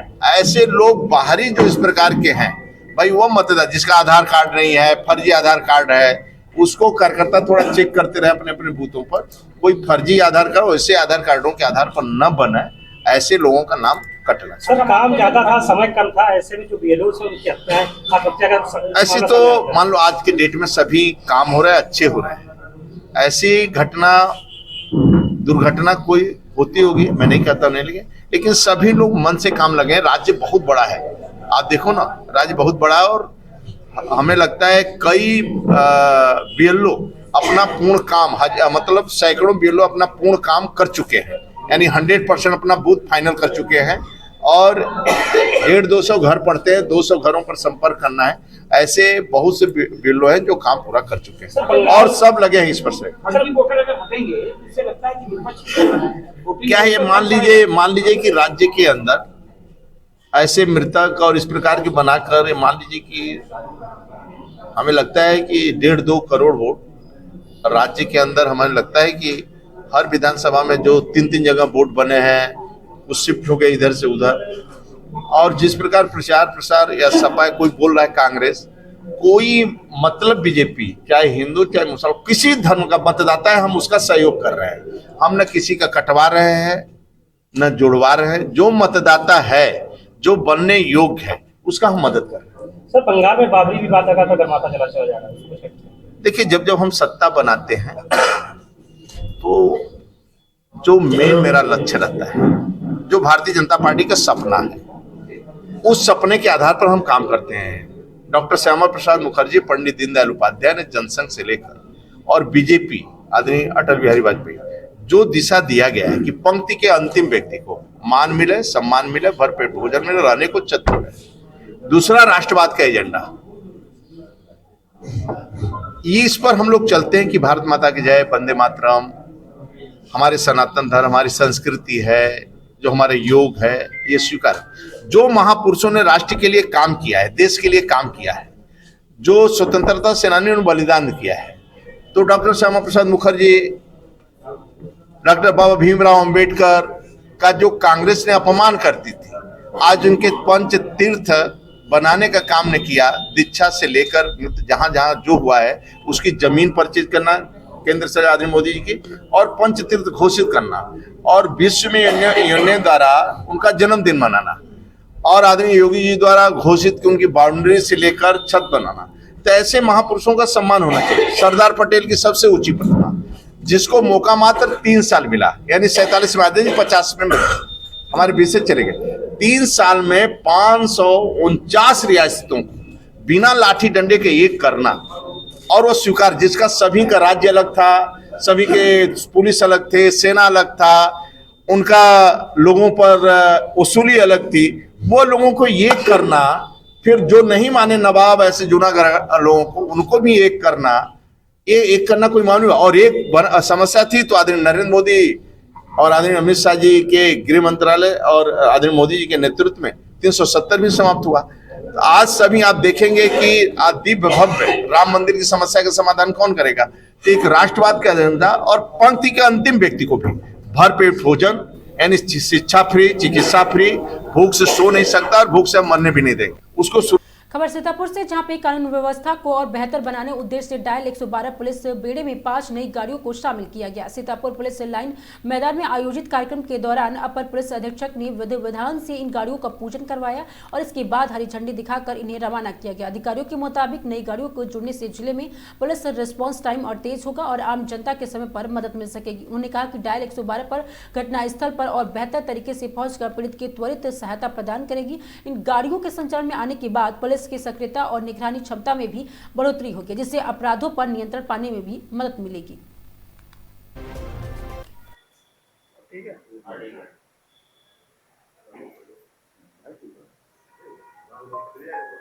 डायल 112 को 5 नए वाहन मिले हैं, पुलिस को क्या सौगात मिली है और कितने थानों में वाहन रवाना किए गए? आज जनपद सीतापुर को 112 मुख्यालय द्वारा 5 वाहन कंडम के सापेक्ष प्रदान किए गए हैं, जिनकी विभिन्न सीतापुर के विभिन्न थाना क्षेत्र सदरपुर, रामपुर कला, थानगांव, तमौर और खैराबाद में रवाना किए गए हैं। इससे हमारा रिस्पांस टाइम मेंटेन होगा। गाड़ियां नई हैं तो वहाँ पे आसपास की जितनी भी कंप्लेंट्स आएंगी उनको हम जल्दी से अटेंड कर सकते हैं और पुलिस इस पे त्वरित एक्शन की कार्रवाई कर सकती है। आज जनपद सीतापुर को 112 मुख्यालय द्वारा 5 वाहन कंडम के सापेक्ष प्रदान किए गए हैं, जिनकी विभिन्न सीतापुर के विभिन्न थाना क्षेत्र सदरपुर, रामपुर कला, थानगांव, तमौर और खैराबाद में रवाना किए गए हैं। इससे हमारा रिस्पांस टाइम मेंटेन होगा।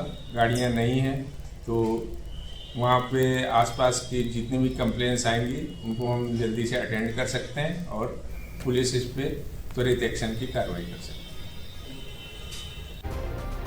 खबर सीतापुर से, जहां पे बिना नक्शा पास कराए ही हो रहे अवैध प्लांटिंग पर प्रशासन की बड़ी कार्रवाई। जी हां, बिना अनुमति के बन रही सड़क और प्लांट को किया गया ध्वस्तीकरण। मौके पर राजस्व टीम, नगर पालिका अधिकारी और पुलिस बल तैनात हुए। वहीं बिना नक्शा स्वीकृति की हो रही थी प्लांटिंग। शिकायतों के बाद प्रशासन ने बड़ी कार्रवाई की है। जनपद के कोतवाली महमूदाबाद क्षेत्र पर कई पूरा मामला बताया जा रहा है।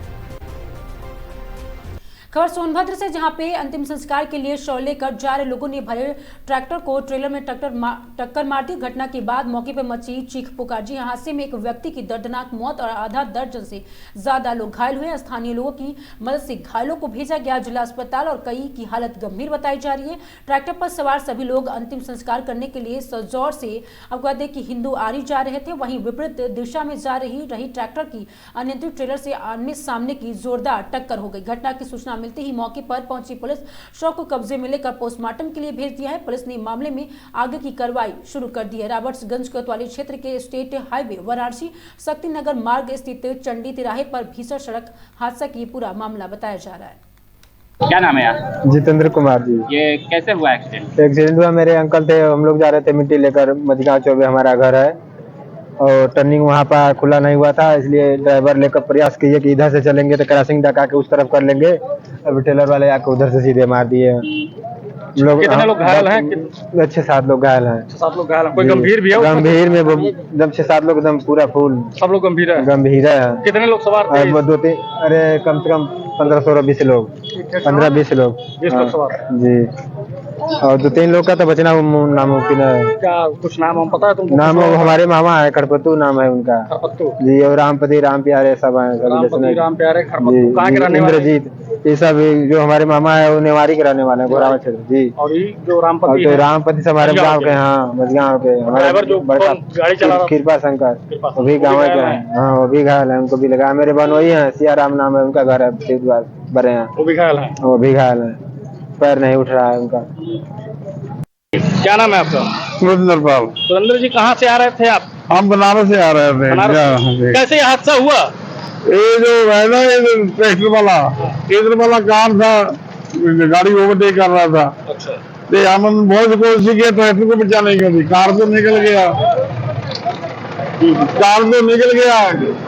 ये रॉन्ग साइड आने से जगह रहती। ट्रैक्टर वाला जो है वो रॉन्ग साइड से रॉन्ग साइड आ रहा था। अरे सांप के सामने ही है। हाँ। इसमें हमारा तो गलती कोई नहीं है। नहीं, गलती की बात नहीं। कितने लोग घायल है, कुछ पता है? मेरे को मालूम नहीं। आप भी छोटे लोग हैं, देख रहा हूँ चोट लगा हुआ है। चोट खून निकल रहा है, चोट लगा है? चोट तो लगा हुआ, क्या किया जाए। कहाँ जा रहे थे आप? रेणुगढ़। खबर प्रतापगढ़ से, जहां पे ढाबे पर दबंगों ने जमकर मचाया उत्पात। जी हां, दबंगों ने युवकों को लाठी डंडे से पीटा। हमले वालों ने युवकों को कार को भी तोड़ दिया। वहीं मारपीट का वीडियो सोशल मीडिया पर वायरल हुआ है। पुलिस हमलेवारों की तलाश में जुट गई है। नगर कोतवाली राजपूत ढाबा का ये पूरा मामला बताया जा रहा है।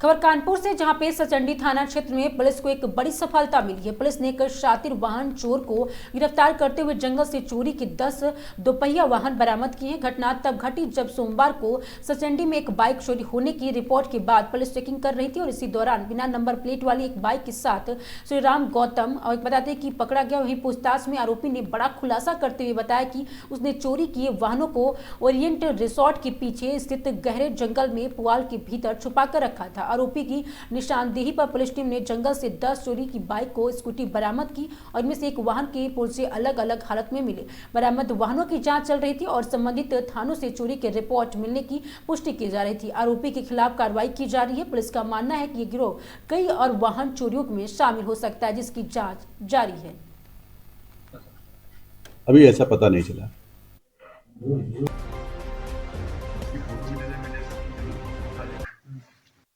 सचंडी कस्बे का था, वो इसमें फरार है। उसी गिरफ्तारी के लिए टीम गठित की गई है। शीघ्र गिरफ्तार करके आवश्यक विधिक कार्रवाई की जाएगी। किसी और अपराध में भी लिप्त है क्या सर? अभी ऐसा पता नहीं चला। सचंडी कस्बे का था, वो इसमें फरार है। उसी गिरफ्तारी के लिए टीम गठित की गई है। शीघ्र गिरफ्तार करके आवश्यक विधिक कार्रवाई की जाएगी। किसी और अपराध में भी लिप्त है क्या सर? अभी ऐसा पता नहीं चला। खबर चंदौली से, जहां पे चंदौली में पुलिस को बड़ी सफलता मिली है। जी हां, पुलिस ने 16 किलो अवैध गांजा किया है बरामद। मौके से 2 शातिर गांजा तस्करों को किया गया है गिरफ्तार। तस्कर बाइक के जरिए गांजा की सप्लाई देने जा रहे थे वाराणसी। बिहार के सस्ते दामों में गांजा खरीदकर वाराणसी से ले जाकर महंगे दामों में करते हैं बिक्री। बरामद गांजा की कीमत 4 लाख रुपए बताई जा रही है। दोनों गांजा तस्कर बिहार राज्य के कैमूर जिले के बताए जा रहे हैं निवासी। पूछताछ में गिरोह बनाकर गांजा तस्करी की बात आई है सामने। वही गांजा बिक्री के पैसे का गिरोह आसपास में करते हैं बंटवारा। वही पुलिस गिरोह के अन्य सदस्यों के गिरफ्त में लेने की तैयारियों में जुट गए हैं। चकिया पुलिस के गांधीनगर इलाके से मिली है ये बड़ी कामयाबी।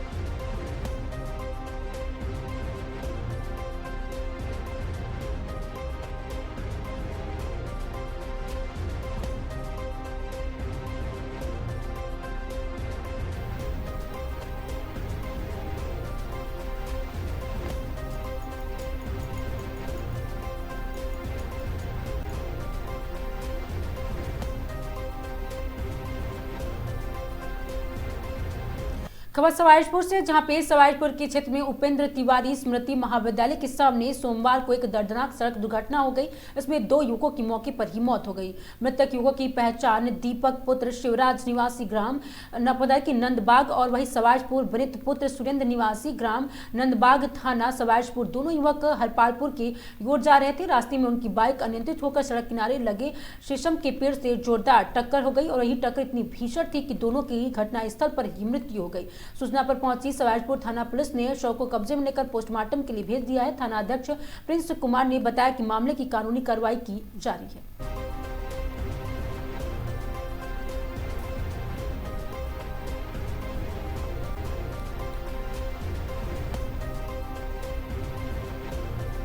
खबर हरदोई से है, जहां पे कोतवाली कछौना के अंतर्गत ग्राम टिकरी में स्थित जय मां गोवर्धनी मंदिर बहुत ही प्राचीन मंदिर में है और इस मंदिर में दूर दराज से लोग आकर अपनी मन्नत को मानते हैं।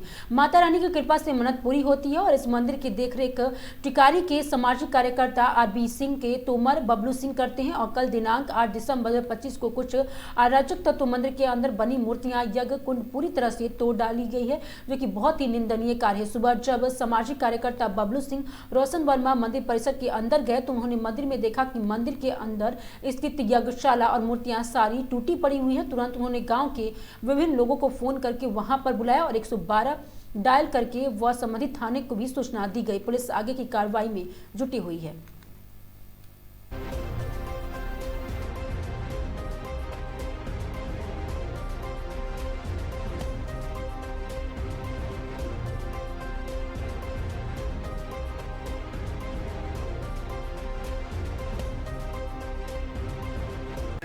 आज दिनांक 9 दिसंबर 2025 को थाना कछौना पर सूचना प्राप्त हुई कि कुछ अज्ञात व्यक्तियों द्वारा ग्राम टिकारी स्थित मां गोवर्धनी मंदिर पर कुछ मूर्तियों को खंडित कर दिया गया। सूचना का तत्काल संज्ञान लेते हुए स्थानीय पुलिस द्वारा मौके पर पहुंचकर जांच की गई तो ज्ञात हुआ कि गांव के ही संदीप पुत्र राम खिलौन उम्र करीब 25 वर्ष द्वारा शराब के नशे में मूर्तियों को खंडित कर दिया गया था। स्थानीय पुलिस द्वारा संदीप को हिरासत में ले लिया गया है एवं अन्य आवश्यक वैधानिक कार्य प्रचलित है। खबर सोनभद्र से, जहां पे संदिग्ध परिस्थितियों में युवक के कुएं में डूबने से हुई है मौत। जहां युवक का कुएं में शव मिलने से मचा हड़कंप। सूचना मिलने पर मौके पर पहुंची पुलिस ने शव को कुएं से बाहर निकालकर पोस्टमार्टम के लिए भेज दिया है। मृतक की पहचान 30 वर्षीय प्रमोद कुमार पुत्र बासदेव निवासी कारी डाह चंपी के रूप में हुई है। वह घटना से आहत परिजनों का रो रो के बुरा हाल है। मृतक प्रमोद रात में बाजार से घर लौटने के बाद खाना खाकर दूसरे घर सोने के लिए निकल रहा था। वहीं पिता की तहरीर पर मुकदमा दर्ज कर आगे की कार्रवाई में जुट गई है पुलिस। बमनी थाना क्षेत्र असनहर गांव की पूरी घटना बताई जा रही है।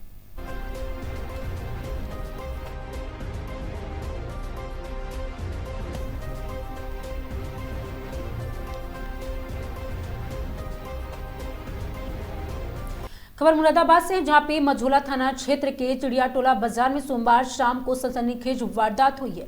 भीड़भाड़ वाले इलाके में हथियाराबंद बदमाशों ने प्रिंस चौहान को बेहद नजदीक से गोलियों में छलनी कर दिया। गोलियों की आवाज से पूरा बाजार दहशत में बदल गया। दुकानदारों ने शटर गिराकर लोगों को जान बचाकर भागते दिखे। प्रिंस की गंभीर हालत में अस्पताल ले जाया गया, जहाँ पे डॉक्टर ने उन्हें मृत घोषित कर दिया। वारदात के दौरान पुलिस ने मौके पर गैर मौजूदगी को लेकर लोगों ने भारी आक्रोश जताया है। परिजनों ने पुलिस पर गंभीर लापरवाही का आरोप लगाया है। घटना के बाद पूरे इलाके में दहशत फैल गई है। एसपी सिटी कुमार रणविजय सिंह ने बताया कि परिजनों के तहरीर पर 7 नामजद सहित कुछ अज्ञात लोगों के खिलाफ मुकदमा दर्ज कर लिया गया है। पुलिस ने त्वरित कार्रवाई करते हुए 5 आरोपी गिरफ्तार कर लिए हैं, जबकि 2 अभी भी फरार है। उनकी गिरफ्तारी के लिए विशेष टीम गठित कर दी गई है। प्रारंभिक जांच के सामने आया है कि दोनों पक्षों के बीच पहले से विवाद चल रहा था। पुलिस से कई एंगल से मामले की जांच कर रही है। मझोला में दिन दहाड़े हुई हत्या में कानून व्यवस्था पर बड़े सवाल खड़े कर दिए हैं।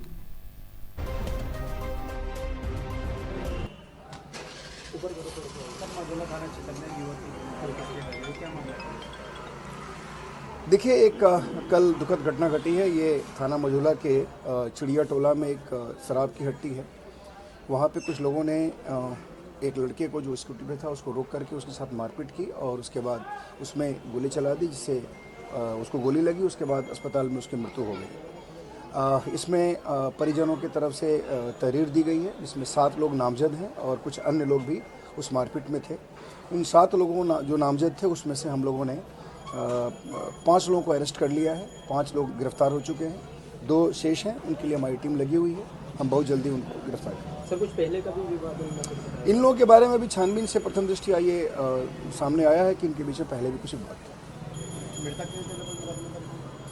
मृतक के बारे में भी छानबीन कर रहे हैं, कितने अभियोग पंजीकृत है। कुछ लोग बता रहे थे कि सब मौतों उनके खिलाफ भी कुछ 1-2 मुकदमे हैं और जो बाकी इसमें जो लोग इस झगड़े में शामिल थे उन लोगों का भी कुछ आपराधिक इतिहास। सर, गोली मारने से पहले कुछ मारपीट भी मैंने बताया आपको कि कुछ लोगों ने उनको घेर के उनके साथ मारपीट की, उसके बाद उनके ऊपर गोली चलाई।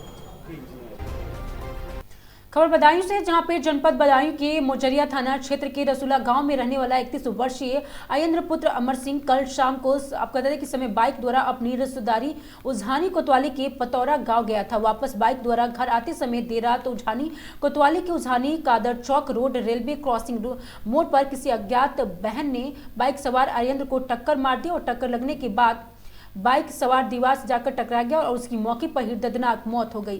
सूचना मिलते ही पुलिस मौके पहुंची और पुलिस ने शव को कब्जे में लेकर पोस्टमार्टम के लिए भेज दिया। वहीं पुलिस के द्वारा सुबह परिजनों को सूचना दी गई कि परिजन भी रोते बिलखते पोस्टमार्टम हाउस पहुंचे।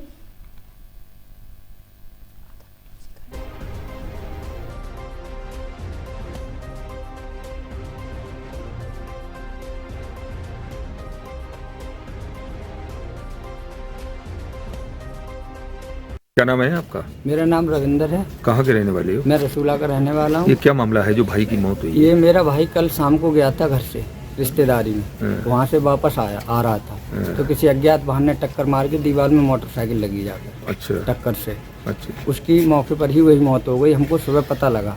नाम क्या था इनका? इनका आर्येंद्र नाम था। आर्येंद्र। हाँ। और भी कोई साथ में था? कोई नहीं था, अकेले थे। ये बात खबर सीतापुर से, जहां पे कमलापुर चीनी मिल के कर्मचारियों ने प्रबंधन को ज्ञापन सौंपा है। वहीं मिल खोलने और बकाया वेतन भुगतान की मांग उठी है। जी हां, चीनी मिल के कर्मचारियों ने एनआर इन्फोमेम और प्राइवेट लिमिटेड के प्रबंधन को ज्ञापन सौंपा है। चेतावनी दी है कि मिल लंबे समय से बंद होने से कर्मचारियों और उनके परिवारों पर आर्थिक संकट गहरा गया है। मजदूर संख्या ने कहा है कि साल 2008-9 से मिल बंद पड़ी है और कई बार मांगों के बावजूद नहीं किया गया है वेतन और ईपीएफ और अन्य भुगतान भी नहीं किया गया है। कर्मचारियों ने मिल के तुरंत शुरू कराने और लंबित वेतन को भुगतान कराने की भी मांग की है। संगठन ने कहा कि अगर जल्द कार्रवाई नहीं हुई तो आंदोलन बनाई जाएगी और भी रणनीति।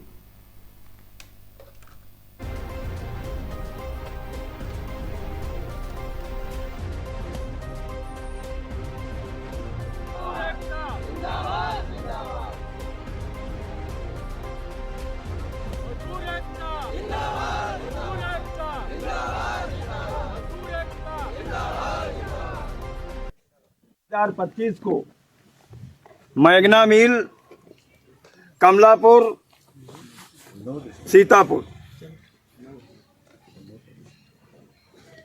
के समक्ष मैग्ना मिल के पूर्व कर्मचारी जो यहाँ पर कार्यरत थे और भारतीय किसान यूनियन सरदार भगत सिंह के पदाधिकारियों के मध्य और स्थानीय मीडिया के समक्ष चंद समस्याएं निस्तारण के लिए मैग्ना मिल के सक्षम अधिकारी श्रीमान अजीत सिंह के समक्ष रखी गई। मांगे थी कि मैग्ना मिल में जो बरसों इस मैग्ना मिल को अपनी सेवाएं समर्पित किए हैं, बरसों मिल बंद रहने के बाद जब पुनर्जीवित होने का समय आया तो लोगों की आशाएं का दीप जला। एक सपना संजो के आके यहाँ पर सक्षम अधिकारी अजीत सिंह से निवेदन किए हैं कि हम लोगों ने बरसों इसमें अपनी सेवाएं दी हैं और मिल बंद हो जाने के बाद हम लोग भुखमरी और बेरोजगारिता के शिकार हो गए। इससे हम लोगों को एक आशा का दीप जला है और हम चाहेंगे कि हमको इसमें, चूंकि हमने अपनी सेवाएं दी हैं तो हमारा अधिकार भी बन जाता, हमारा परिवार के लोग रहे हैं तो हमको इसमें समायोजित किया जाए। इस परिप्रेक्ष्य में प्रार्थना पत्र अजीत सिंह को दिया गया है। अब इस पे ये अपने सक्षम अधिकारी से वार्ता कर लेंगे। वार्ता करने के बाद क्या निर्णय लेते हैं, यदि सार्थक निर्णय आएगा तो ये मैग्ना मिल का हम लोग सम्मान करेंगे, सम्मान करते रहे हैं। यहाँ के किसान ऋणी भी हैं, ऋणी रहेंगे, बशर्ते पक्षपात का रवैया ना अपनाते हुए यहाँ के पूर्व कर्मचारियों को समायोजित किया जाए। अगर ऐसी स्थिति नहीं आती है तो हम सभी किसान भाई जो पुराने कर्मचारी हैं बैठ के एक नीति निर्धारण करेंगे और नीति निर्धारण के बाद जो निष्कर्ष होगा उस निष्कर्ष के बाद हम अपना सिंगनाद या कोई वक्तव्य जारी करेंगे। हमारे बीच में हमारे प्रार्थना पत्र पे क्या रवैया अपनाया जाएगा इसके विषय में आप जानकारी दें। सर, जो आज उनके द्वारा प्रार्थना पत्र दिया गया है तो इसमें आप क्या कहना चाहेंगे? आज प्रार्थना पत्र प्राप्त हुआ है और इस प्रार्थना पत्र को उचित माध्यम से जो हमारे वरिष्ठ अधिकारी हैं, मुख्यालय है, प्रेषित किए। कोई टाइमिंग दी गई है कि नहीं? अभी टाइमिंग का बाउंडेशन नहीं करेंगे क्योंकि अभी भी हमारे यहाँ कोई बहुत वरिष्ठ अधिकारी यहाँ पे नहीं आ रहे हैं। तो अगर यहाँ मौके पर कोई वार्ता हो जाती तो ये उचित माध्यम से उनके पास पहुँचाया जाएगा। उत्तर प्रदेश उत्तराखंड खबरों में आज के लिए सिर्फ इतना ही। देखते रहिए आगाज टाइम।